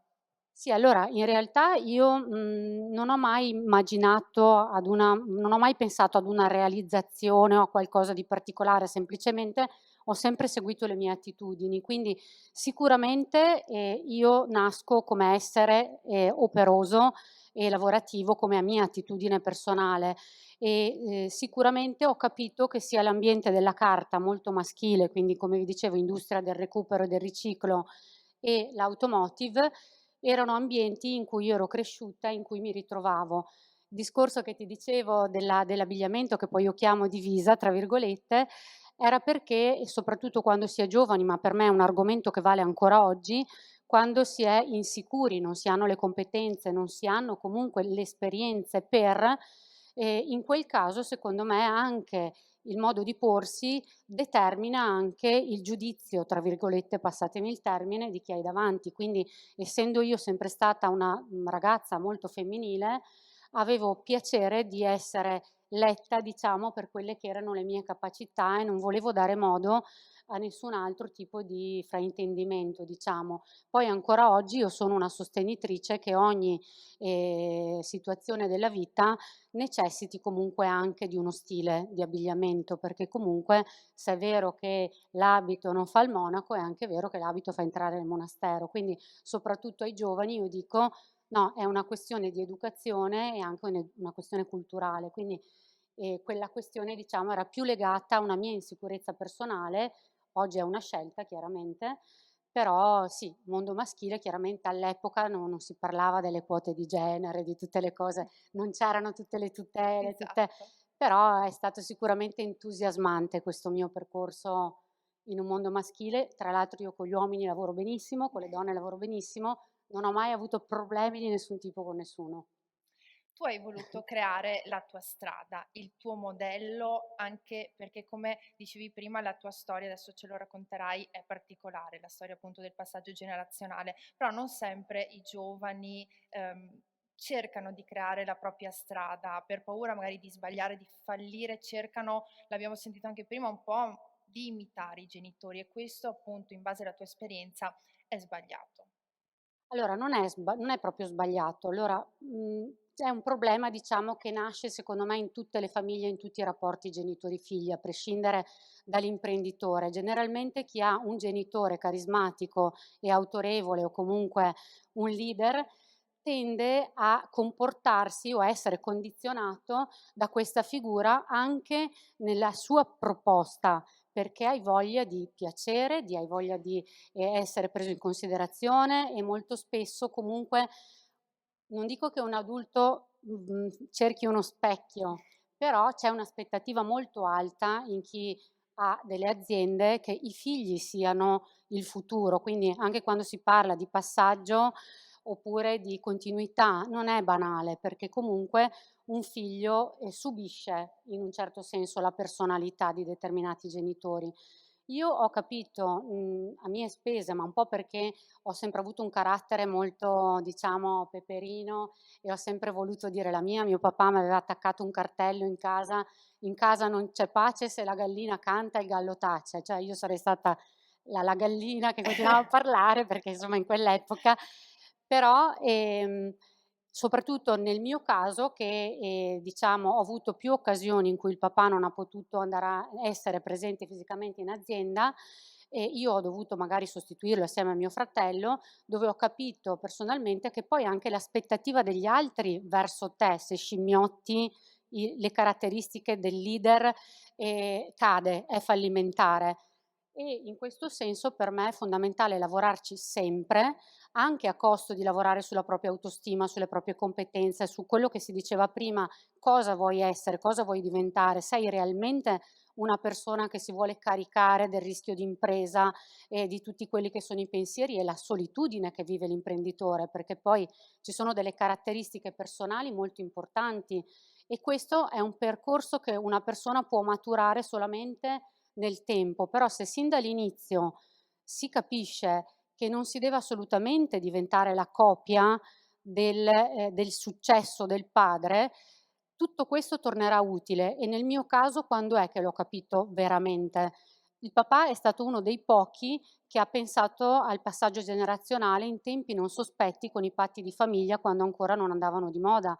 Quindi noi tutto sommato avevamo anche pianificato il passaggio, ma il giorno X, che capita purtroppo a tutti, quando il papà ha fatto l'arresto cardiaco è morto e non ha avuto un preavviso, tu ti rendi conto e tra l'altro nel nostro caso contestualmente ha iniziato a stare male anche la mamma, 12 anni più giovane, sanissima, quindi in un unico momento sono venuti a mancare proprio i pilastri della famiglia.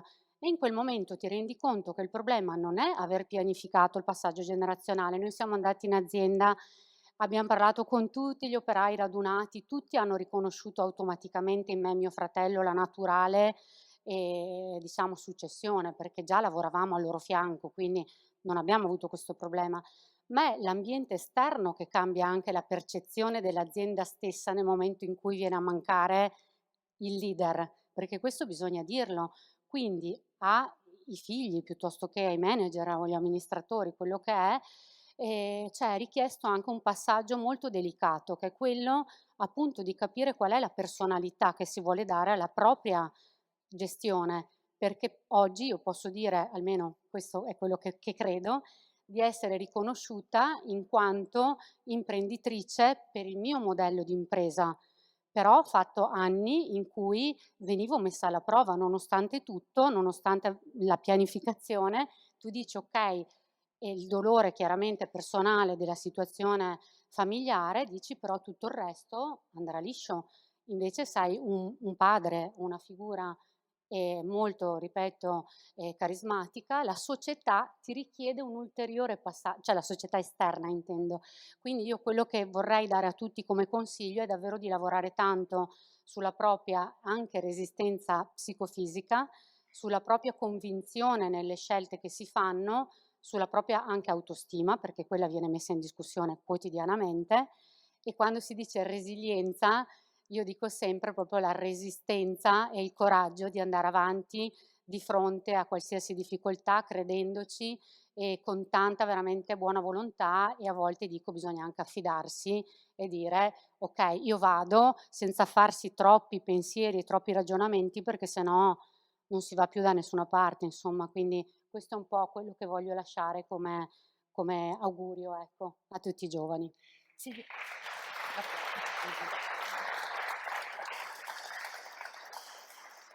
Silvia, io ti ringrazio per questa bellissima testimonianza dove appunto abbiamo percepito tutto il tuo percorso, ma anche la donna che poi sei diventata, e sicuramente un esempio per tutti i giovani. Ti ringrazio anche per averci fatto entrare a 360 gradi nel titolo proprio di questa assemblea, Back to the Future. Il Museo Nicolis ha omaggiato appunto l'Assemblea dei Giovani di Confindustria Vicenza con la DeLorean, la macchina proprio che rese celebre protagonista il film. Grazie Grazie a voi e ancora. vi aspetto a Villafranca a vedere il museo, sarete nostri ospiti. Grazie.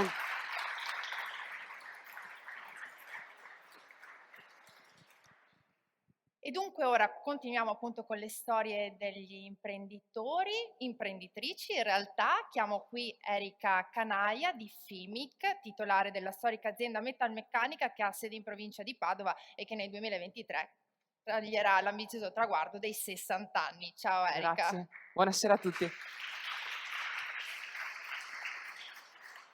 Tu Erika, da donna, qualche anno fa hai deciso di prendere in mano il timone della storica azienda di famiglia. Partiamo dunque da qui. Come avete gestito questo passaggio generazionale? Tu e tuo padre poi è stato anche scandito da diverse tappe. Sì, allora, veramente grazie dell'opportunità, e io riprendo quello che veramente è stato detto da Camilla e da Silvia prima di me, perché quello che ho sentito e ho veramente apprezzato è che la mia esperienza è collegata a quella di altre donne, quindi prima di tutto, secondo il mio punto di vista, deve esserci un accordo tra senior e junior del passaggio generazionale, perché prima di tutto deve essere discusso e valutato insieme che si vuole arrivare a raggiungere questo passaggio. Nel momento in cui c'è un accordo, quindi dello junior a imparare, ok, e ovviamente il padre o la madre a insegnare, dovrebbe esserci una libertà di poter esprimere quello che si è. Quindi io ovviamente, avendo un'azienda metalmeccanica che produce macchinari per il riciclo della plastica, quindi mi ha molto fatto sorridere il collegamento, io non potevo essere come mio padre. Quindi prima il fatto del meglio, peggio, io semplicemente mi sento diversa, perché io sono diversa, quindi mi ricollego appunto a quello che ha detto Silvia, però io ho portato la mia idea di leadership e quindi c'è stata un'accettazione al cambiamento da parte mia, di mio padre e anche dei collaboratori. È impossibile avere un'azienda, secondo me, migliore, uguale, peggiore, è semplicemente diversa perché noi siamo diversi. Quindi portiamo la nostra generazione, quindi siamo occhi nuovi si ricollega alla statistica che è stata fatta, essendo nuovi occhi semplicemente portiamo delle innovazioni e il leader è diverso. Quindi c'è accordo, libertà, cambiamento che è inevitabile e però non deve essere per forza in peggio, semplicemente è un'altra azienda. Quando tu hai deciso di prendere in mano il timone dell'azienda, tuo padre non se l'aspettava, comunque giovane, ragazza, donna, e quindi non aveva nemmeno iniziato a fare degli investimenti in azienda, si era fermato perché appunto pensava che l'azienda da lì in poi, insomma, finisse dopo di lui. Tu invece non solo hai preso in mano le redini dell'azienda, ma sei anche riuscita a contribuire alla crescita, passando da 4 a 41 dipendenti, giusto Sì, Erika? ora son 43, sì. Allora diciamo che, io racconto sempre questa situazione che è accaduta veramente, che io stavo per terminare l'università, ho fatto legge e una sera a cena ho detto: "Papà, io voglio venire a lavorare in azienda da te". Lì c'è stato un silenzio tombale a cena e mio padre ovviamente aveva già nella testa io avvocato e tutto l'ambaradan che ci voleva. In realtà quindi lui non aveva mai investito in azienda, non aveva fatto capannone, non aveva assunto personale perché automaticamente essendo l'unica figlia femmina, io avevo la mia strada da percorrere. Invece io ho iniziato come abbiamo iniziato tutti, dalle basi, la reception, controllare le mail, guardare le foto, insomma sistemare proprio le cose. Dall'inizio ho messo i guanti, sono andata in magazzino a sistemare, sono andata a installare le macchine per anni per poter capire e quindi mi sono vestita anch'io, jeans, cose, Quindi insomma c'è un percorso, però io ho portato questa innovazione in un mondo prettamente maschile, quindi bellissimo andare alle fiere, ci sono tutti toilette tutte quante libere, non tutte pulite, perché sono tutti uomini, quindi è bellissimo. E ho creato un asset commerciale che non esisteva, non avevamo agenti, non avevamo un background, quindi io non ho trovato un'azienda fatta, ho creato procedure, ho inserito persone, mi sono formata tutti i giorni, anch'io, perché il management è bellissimo, ma è complesso perché è fatto di relazioni all'interno e fuori dall'azienda. E dunque ora che azienda è la tua? Nel senso, rispetto appunto al lavoro di tuo padre, sei riuscita a far crescere questa azienda tu come donna, come imprenditrice, come ti senti?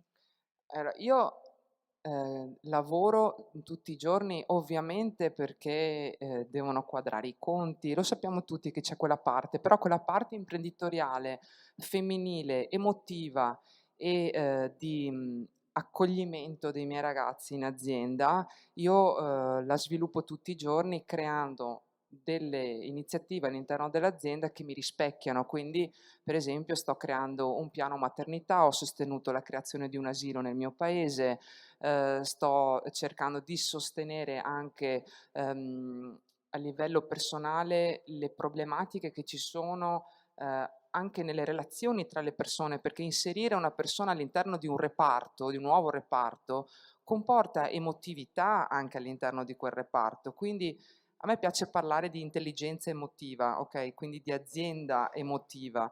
E secondo me è il futuro dell'azienda è anche fare un passaggio generazionale portando le nostre esperienze emotive anche all'interno dell'azienda. Quali sono dunque le tappe, secondo la tua storia, di questo passaggio generazionale? Quali sono le istruzioni per l'uso che possiamo lasciare a questi giovani imprenditori? Io fin da subito ho parlato molto chiaro con mio padre seguiva la produzione, mia mamma l'amministrazione.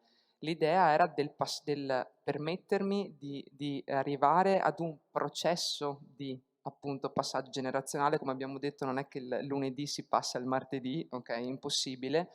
Quindi c'è stato proprio un parlarsi molto francamente tra figlia e genitori nel io voglio fare in modo che voi deleghiate tutto e che possiate anche venire in azienda con un po' più di leggerezza, okay, e di godervela come una creatura che avete creato, ma che ve la godete anche, non solo di responsabilità, appunto, e di pesi.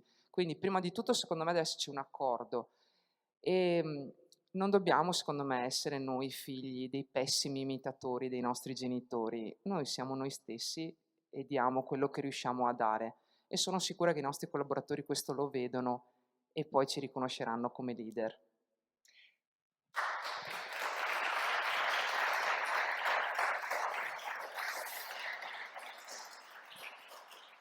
E dunque ti chiedo, proprio sotto questo punto di vista, come si bilancia il binomio famiglia e lavoro? Anch'io sono mamma di un bambino di 2 anni e mezzo, quindi è nei Terrible 2, ed essere leader significa anche chiedere aiuto. Quindi non vedo nulla di male, nessun senso di colpa nel chiedere aiuto a un collaboratore, chiedere aiuto ai nonni, chiedere aiuto al papà, chiedere aiuto a tutte le persone che ci sono attorno, senza sensi di colpa, perché l'azienda è un team e quindi è un team anche quando abbiamo bisogno di coordinare famiglia e lavoro.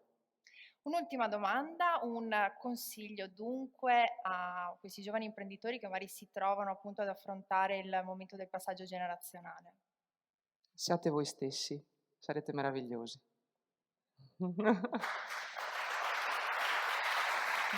Grazie.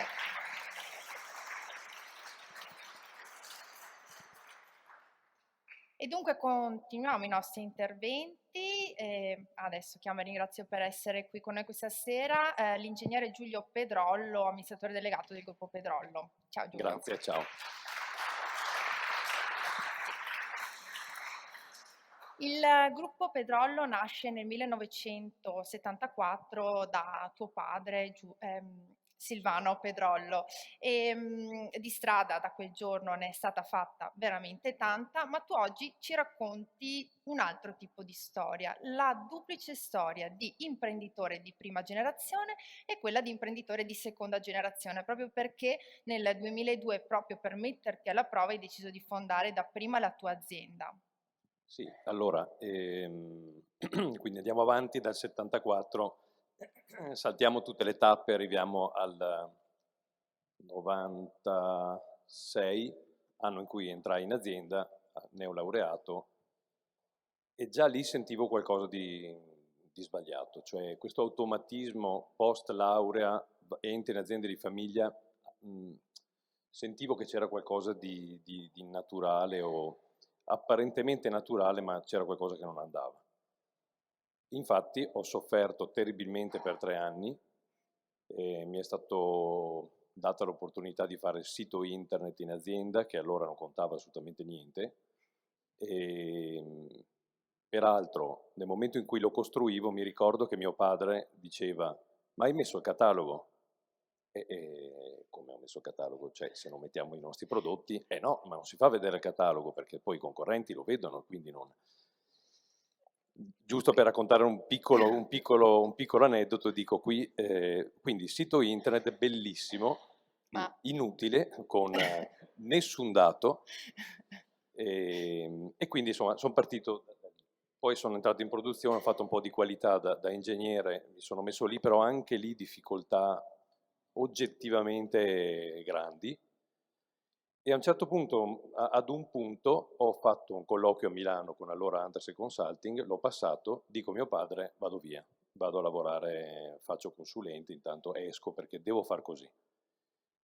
Lui lì ha preso paura, perché mi ha visto determinato, anche perché sono andato a fare il colloquio senza dirlo, e mi ha detto: no, facciamo qualcosa insieme, cosa dici? E dico: sì, però qualcosa che non sia. Ma lì c'è un pezzo di capannone lì vicino al nostro, inventiamoci qualcosa. E io innanzitutto ho detto: guarda, se prendiamo un pezzo di capannone non sarà vicino al nostro, perché ti conosco e quindi vieni tutti i giorni, i tuoi uomini, le tue persone verranno a controllare, quindi deve essere lontano, e poi il business davvero lo dobbiamo pensare bene. In quel contesto mi sono accorto che all'interno della nostra azienda che produce eletropompe c'erano progettisti in grado di progettare anche dell'altro, in questo caso alternatori, diciamo che sono un prodotto completamente diverso, però la natura elettromeccanica è la stessa, anche il tipo di prodotto, di materiale e di capacità di progettarlo è molto simile. E ho studiato un po' il mercato e ho pensato, ho visto uno spazio e ho pensato, quello è il settore. E qualche tecnico era già in Pedrollo, l'ho shippato e ho chiesto un finanziamento a mio padre, però con una condizione, cioè quella di una distanza minima di 5 km dall'azienda.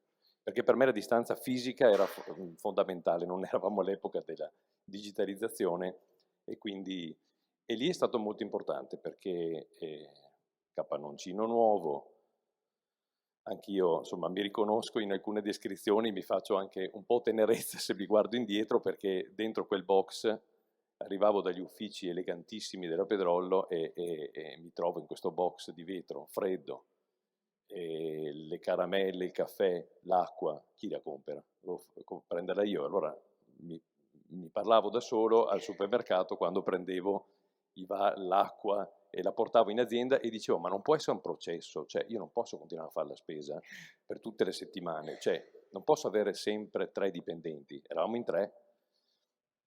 Ecco, poi siamo stati, velocemente siamo cresciuti, credo che probabilmente in Veneto siamo stati una delle aziende che è cresciuta di più perché ci siamo trovati da 3 a 50 dipendenti in forse 6 anni, 7, quindi l'esplosione è stata veramente forte, notevole. E un aneddoto, non che mio padre mi abbia lasciato ancora stare, un giorno vedo passare un giardiniere, cioè il giardiniere della Pedrollo, e dico, cioè vado fuori furioso e dico, ma cosa stai facendo? Fa, mi ha mandato tuo papà a tagliare l'erba. E dico, ma chiamo mio padre e dico, scusa, allora l'azienda è mia e il giardiniere decido io quando, se prenderlo. Ah, ma che ragazzo complicato, mamma mia che figlio che c'ho. Così è buttato giù, senza salutarmi, non ci siamo più parlati per 2 settimane. Quindi giusto per dire queste così aneddoti simpatici, ma facevano capire che io volevo proprio, cioè ho chiuso il cancello, non passa, non deve passare nessuno della Pedrollo, perché non volevo aiuto fondamentalmente. Però quell'esperienza mi ha aiutato tanto perché ho ripercorso in qualche maniera, anche se in maniera semplificata, perché un conto è partire da zero senza soldi, un conto è avere, insomma, detto tra noi, anche la protezione dall'altra parte, mi sono reso conto che mio padre, insomma, di cose, di sacrifici ne ha fatti tanti. E un po' rifacendoli ho iniziato ad apprezzarlo molto di più di quanto non lo facessi prima, perché l'ho sempre apprezzato, ma facendo questo sforzo sono riuscito, diciamo, ad apprezzarlo ancora di più ed è nata un iniziale, diciamo, un colloquio alla pari, quindi tra prima generazione piccolina e prima generazione grande, che adesso mi ricordo si esplicitava nelle domeniche, cioè lo portavo qualche volta di domenica a vedere, diciamo, la realtà, questa realtà che si chiama Linz Electric, lo portavo a vedere e con una certa soddisfazione iniziavo a vedere che prendeva appunti, ma non appunti nel senso negativo, prendeva appunti per poi implementare in Pedrollo le innovazioni che vedeva lì.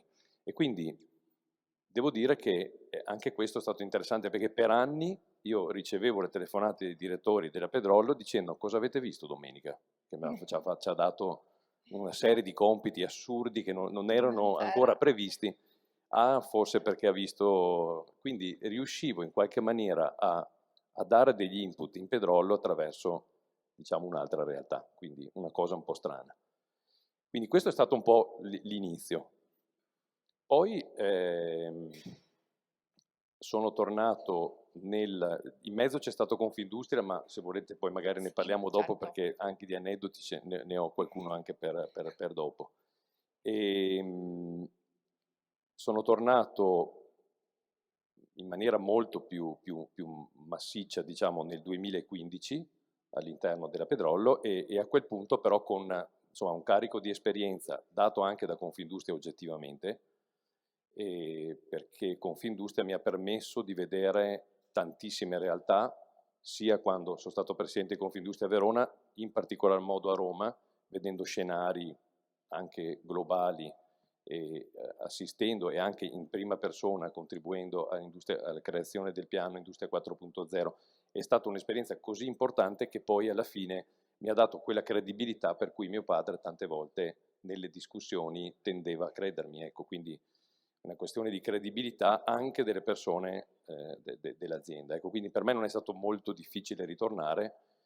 Lì sì mi sono sentito a casa di nuovo, perché mentre quando sono partito veramente non mi sentivo a mio agio, mi sono sentito più a mio agio e devo dire che non è mai merito del singolo, però da quel momento a quest'anno il gruppo è raddoppiato, quindi proprio di fatturato, di dimensione, di performance, quindi penso di aver potuto dare un contributo sicuramente, ma anche proprio di approfittare proprio di una sinergia generazionale, quindi non ci portiamo via niente, è solo un'addizione, diciamo, tra noi. Non voglio dimenticare che ho una sorella. Hai Ecco, anticipato la domanda, quindi la benissimo. domanda era? No, appunto tu nel 2015 torni in azienda c'è tua sorella Alessandra che appunto ha avuto solo questa esperienza nella sua vita e lì c'è un po' di smarrimento. Sì, Alessandra non ha fatto lo stesso percorso mio, è rimasta in azienda, diciamo, fedele al papà e quindi anche in qualche maniera forse più in gabbia, però voglio dire, ha dato un enorme contributo e ha fatto più fatica in un certo senso perché ha dovuto psicologicamente affrontare delle vicissitudini quotidiane che credo che molti di voi possono capire senza neanche raccontarle. E quando sono tornato un po' di stupore l'ho avuto perché lei era abituata ad un modello e anche ad un leader e me l'ha detto. E quindi diciamo questo momento che mi ha fatto ricordare tanti altri momenti che avevo vissuto in Confindustria è stato per me una prima prova, come riconquistare, diciamo, la fiducia di Alessandra e devo dire che veramente nel giro di poco tempo ci siamo subito capiti e Alessandra oggi senza di lei io non avrei potuto contribuire fattivamente a raddoppiare il gruppo, ci sentiamo sempre, ci vediamo sempre, abbiamo riunioni continue insieme e in questo momento c'è lei che sta facendo alcune cose per me, quindi il rapporto è saldo ed è un asset, diciamo, il fatto di essere fratelli, di essere tutti in due in azienda non è un limite, ma anzi. Sei cresciuto anche come imprenditore entrando in Confindustria ed è in Confindustria che hai dovuto affrontare altre prove, altre dinamiche e anche qui hai un aneddoto particolare. Sì, lo raccontavo stamattina, quindi adesso lo C'è svisceriamo, anche la diretta perché interessata. riguarda una dunque sono stato anche lì, mi hanno convinto a fare presidente dei giovani imprenditori di Verona allora, non mi ricordo l'anno, forse era 2008, giusto? 2007-2008, quindi anche un po' tardino, non ero giovanissimo a proposito di quello che abbiamo sentito prima sui giovani veri. Però dico, non lo so, c'era qualcosa che mi attirava e mi sono cimentato in questo e poi da lì un disastro perché tutto il percorso successivo è stato semi-obbligatorio. Però nei giovani ho sperimentato tanto della mia capacità di leadership, perché se già ho dovuto mettermi, diciamo, all'opera con l'azienda di prima generazione e non è stato assolutamente facile, soprattutto conquistare i mercati con i settori e non essendo nessuno dall'inizio, quindi insomma è stata dura. Pensavo di essere riuscito a fare qualcosa, dico, insomma ce la faccio ormai, insomma sono riuscito a fare un'azienda, ho convinto i clienti, 50 dipendenti, dai, su, a un certo punto sarà facile. E mi trovo uno scoglio che è una vicepresidente che ho di fronte adesso, quindi quella qui, Silvia Nicolis, che avete visto prima. Quindi lo possiamo dire, no Silvia? Tanto ormai noi... insomma, è stata tosta.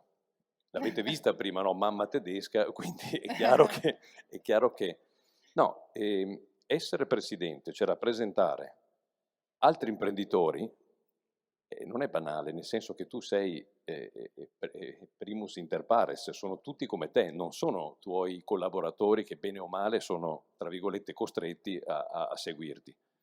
Poi, bene, anch'io sono convinto che vanno coinvolti, formati, Anch'io faccio tante iniziative perché è il mio modo di lavorare e mi piace così e farò sempre così, ed è il mio modello.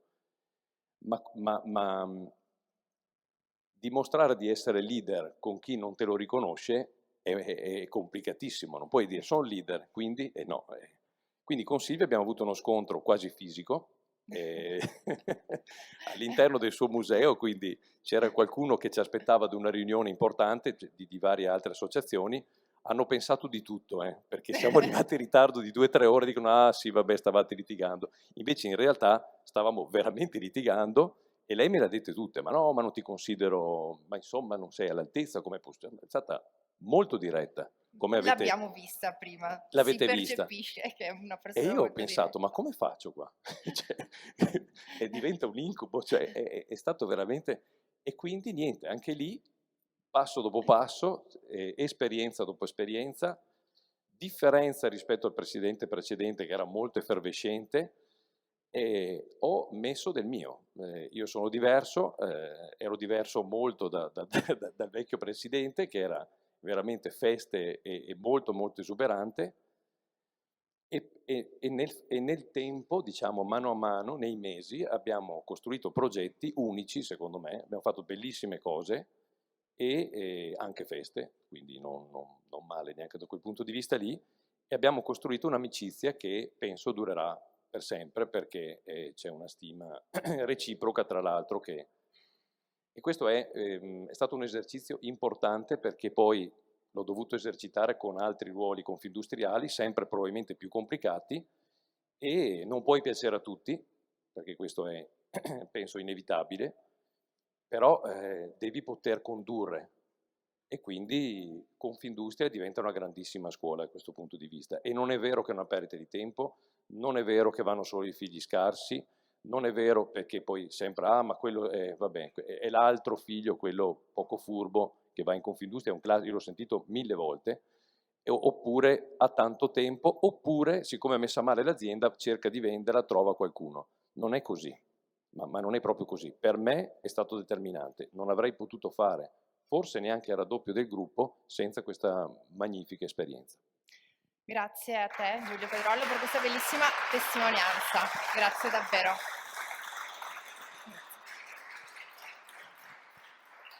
E dunque l'avete sentito dai racconti di questi imprenditori, le loro storie, le storie più belle di vita vissuta, di questi passaggi generazionali, di questi imprenditori che si sono fatti da soli.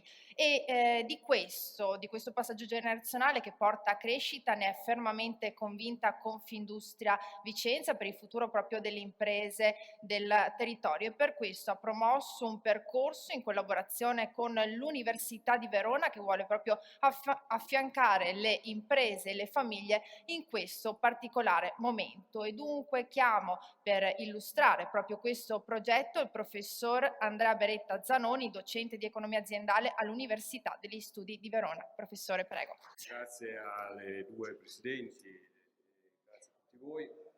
Il contesto attuale lo conosciamo tutti, dico solo 2 parole di introduzione al progetto, ma solo per inquadrarlo e non per rubarvi tempo. I cigni neri si manifestano ormai con una certa frequenza, anzi credo che tra poco ne vedremo di colori diversi. Il problema qui è trovare qualche cigno bianco, nel senso che facciamo fatica a vederli in questa fase, ma questo significa una volatilità degli eventi, dei fenomeni che sta diventando strutturale e a cui dobbiamo abituarci tutti, generazioni più giovani, ma credo anche le generazioni che magari giovanissime non sono più. L'accelerazione dei fenomeni, che non è qualcosa di nuovo, in realtà la stiamo vedendo da tanto tempo, solo che in questo momento, in queste fasi, sta avendo degli impatti a cui non eravamo abituati. Ecco, tutto questo crea un contesto, ovviamente e evidentemente, dove dare continuità alle imprese, dare continuità ai progetti in generale diventa decisamente più difficile. E quindi perché diventa più incerto il contesto? Perché i livelli di rischio a tutti i livelli si alzano e quindi la continuità diventa un fenomeno che richiede, e qui c'è una combinazione che poi troveremo anche nel titolo del progetto, richiede una forte propensione all'innovazione. Non è una novità, ma è una novità l'intensità con cui bisogna impegnarsi nell'innovazione per gestire i cambiamenti, per gestire i momenti di discontinuità, per gestire quella volatilità di cui parlavamo. Ecco, però l'altro aspetto relativamente nuovo è che l'innovazione che serve oggi e sempre più servirà non è solo un'innovazione, diciamo, nei prodotti, nei servizi, nei sistemi di offerta, nel sistema di business in senso stretto. Attenzione, innovazioni che continueranno a essere fondamentali come lo sono sempre state, ma diventa un'innovazione ancora più ampia, perché diventa un'innovazione di visione, diventa un'innovazione nei modelli di business, che sono qualcosa di più ampio rispetto ai sistemi di offerta, diventa innovazione nelle strutture finanziarie, che se non ci proteggono adeguatamente non ci consentono la continuità e tantomeno ci consentono lo sviluppo. Diventa innovazione, è stato anche ricordato in un intervento precedente, nei sistemi di governance, quindi senza continuare in questo elenco, ma diventa innovazione veramente a tutto campo, cioè innovazione su qualsiasi elemento del sistema complesso aziendale. Ed ecco qui allora il progetto che vedete anche nel titolo unisce innovazione e cambiamento.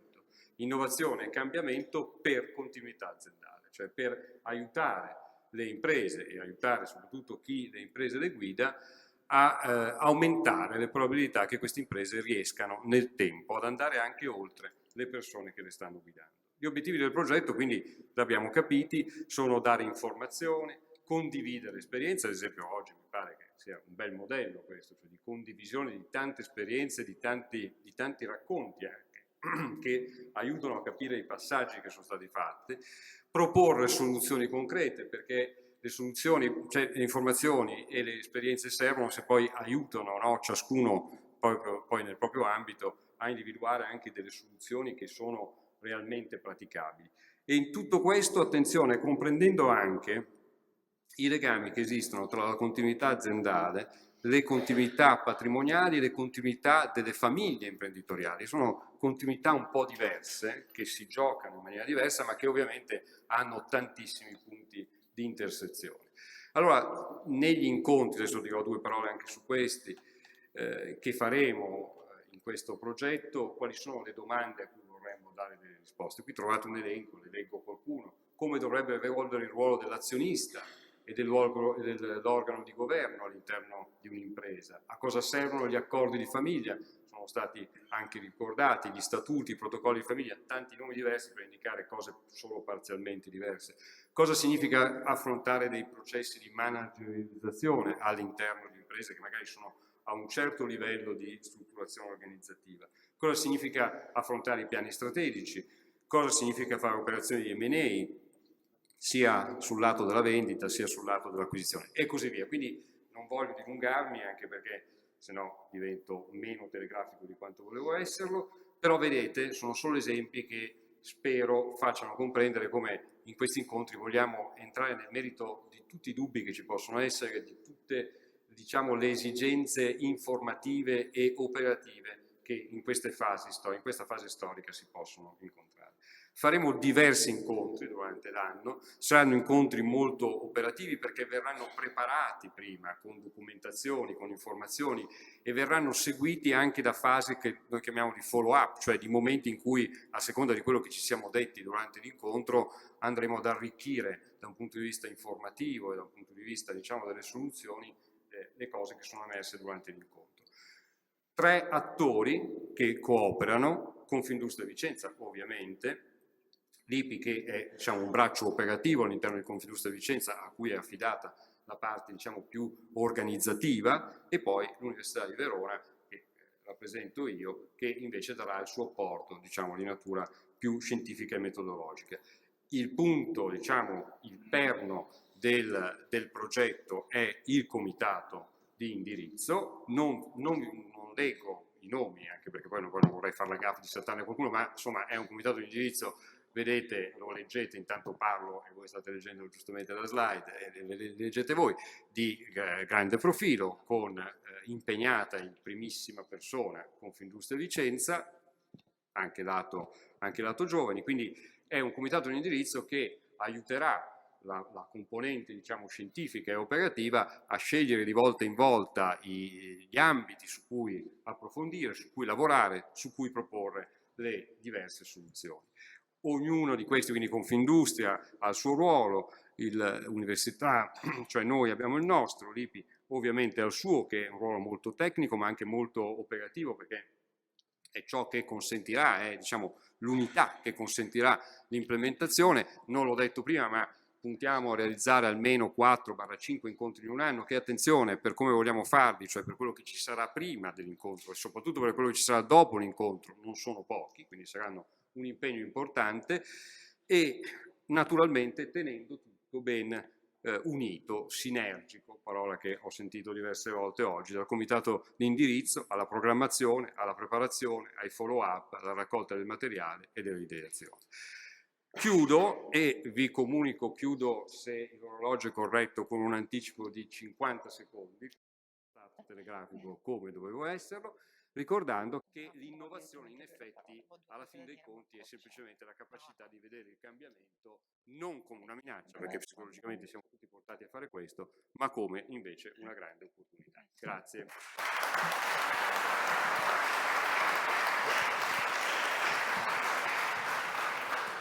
E dunque l'avete sentito, un percorso che sicuramente va affrontato in squadra per comporre il pezzo di questo grande puzzle che si chiama appunto passaggio generazionale. Un puzzle forse difficile da comporre, ma che sicuramente porterà le vostre aziende ad un futuro molto importante. Dunque affido la conclusione dei lavori di questa lunga giornata al presidente dei giovani imprenditori di Confindustria Veneto, Marco Dalla Bernardina.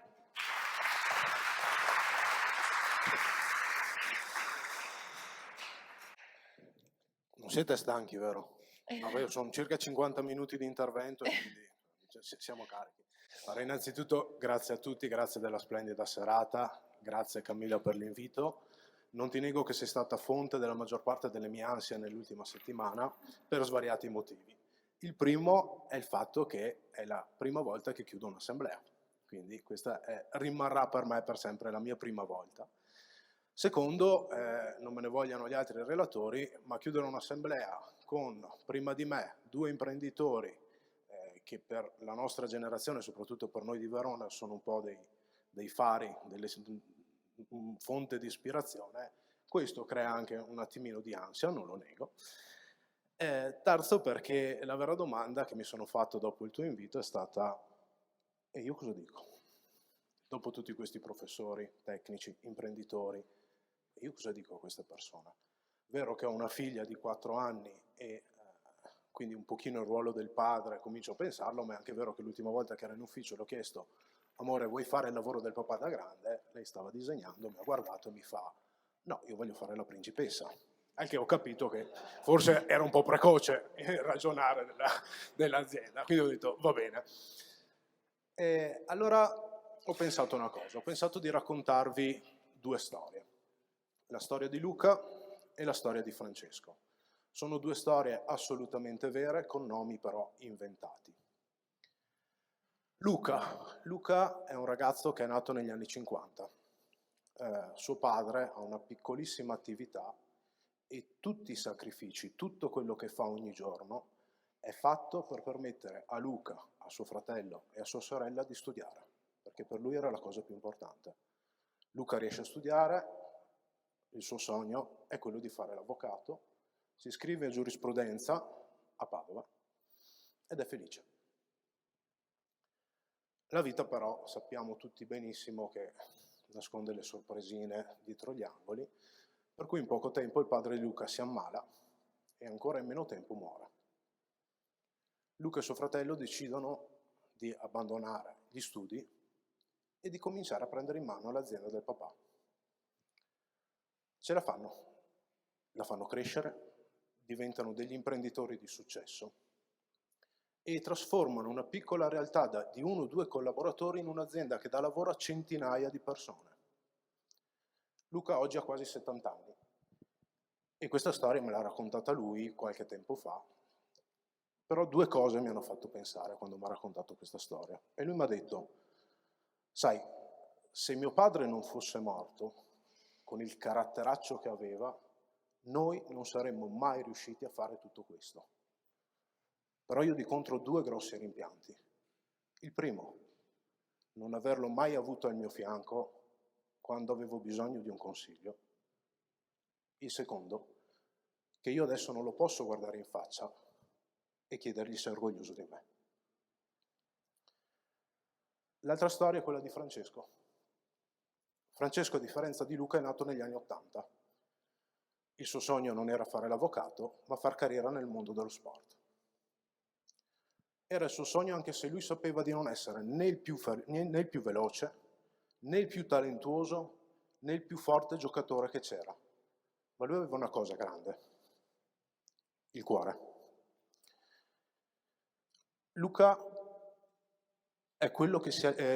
Francesco è quello che si allena di più, è quello che non molla mai, è quello che quando gioca dà tutto, ma non lo dà per dimostrare agli altri che lui è forte, lo dà per dimostrarlo a se stesso. Luca fa carriera, comincia a giocare nella squadra del suo paese e in realtà non gli interessa fare il capitano, non gli interessa, perché a prescindere quando scendono in campo da chi ha la fascia di capitano, tutta la squadra fa riferimento a lui, perché è lui l'esempio da seguire. Quindi lui fa carriera, da lì comincia a giocare in Serie A, fin quando a un certo punto viene anche convocato in nazionale. Vi chiederete perché Luca e Francesco? Per permettervi di darvi 2 consigli. Il primo, ai giovani imprenditori che sono seduti qua. Siate come Francesco. Il vostro posto in azienda non dipende dal cognome che avete. Il vostro posto in azienda non dipende neanche da quanto avete studiato.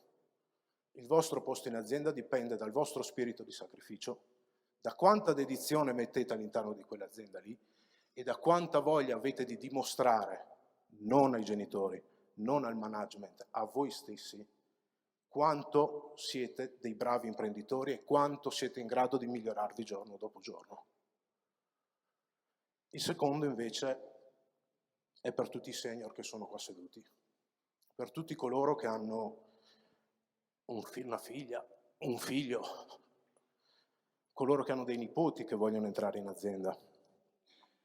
Preparate le vostre aziende al loro ingresso, con tutti gli strumenti che volete, nel modo che volete, ma preparatele.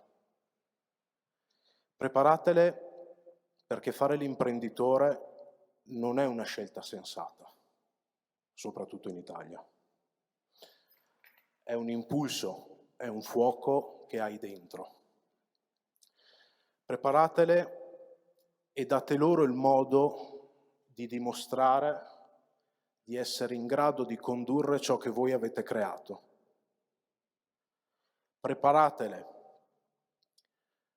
perché in questo percorso loro avranno sempre bisogno del vostro consiglio. Preparatele perché troppo spesso il passaggio generazionale in Italia avviene per un evento traumatico, la morte dell'imprenditore. E questo crea un grosso problema. Il primo, state mettendo a repentaglio la vita della vostra azienda. Secondo, vi state negando una grandissima opportunità, che è quella di vivere un pezzo della vita con i vostri figli. E un giorno, in uno stupido martedì, in una stupida cena di famiglia, vedere vostro figlio che vi guarda, vi fissa negli occhi e vi chiede: papà, sei orgoglioso di me? Grazie.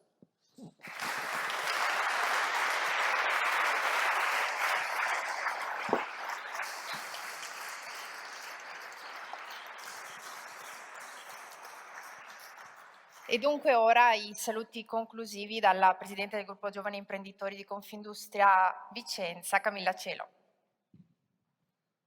Grazie Anna. Io devo dire non ho niente da aggiungere dopo queste strepitose testimonianze, penso che parlino da sole. Quindi rinnovo tutti i ringraziamenti a tutti voi presenti, a tutti i relatori, a Intesa San Paolo e a tutta l'organizzazione. Grazie a tutti e ci vediamo fuori per un brindisi insieme.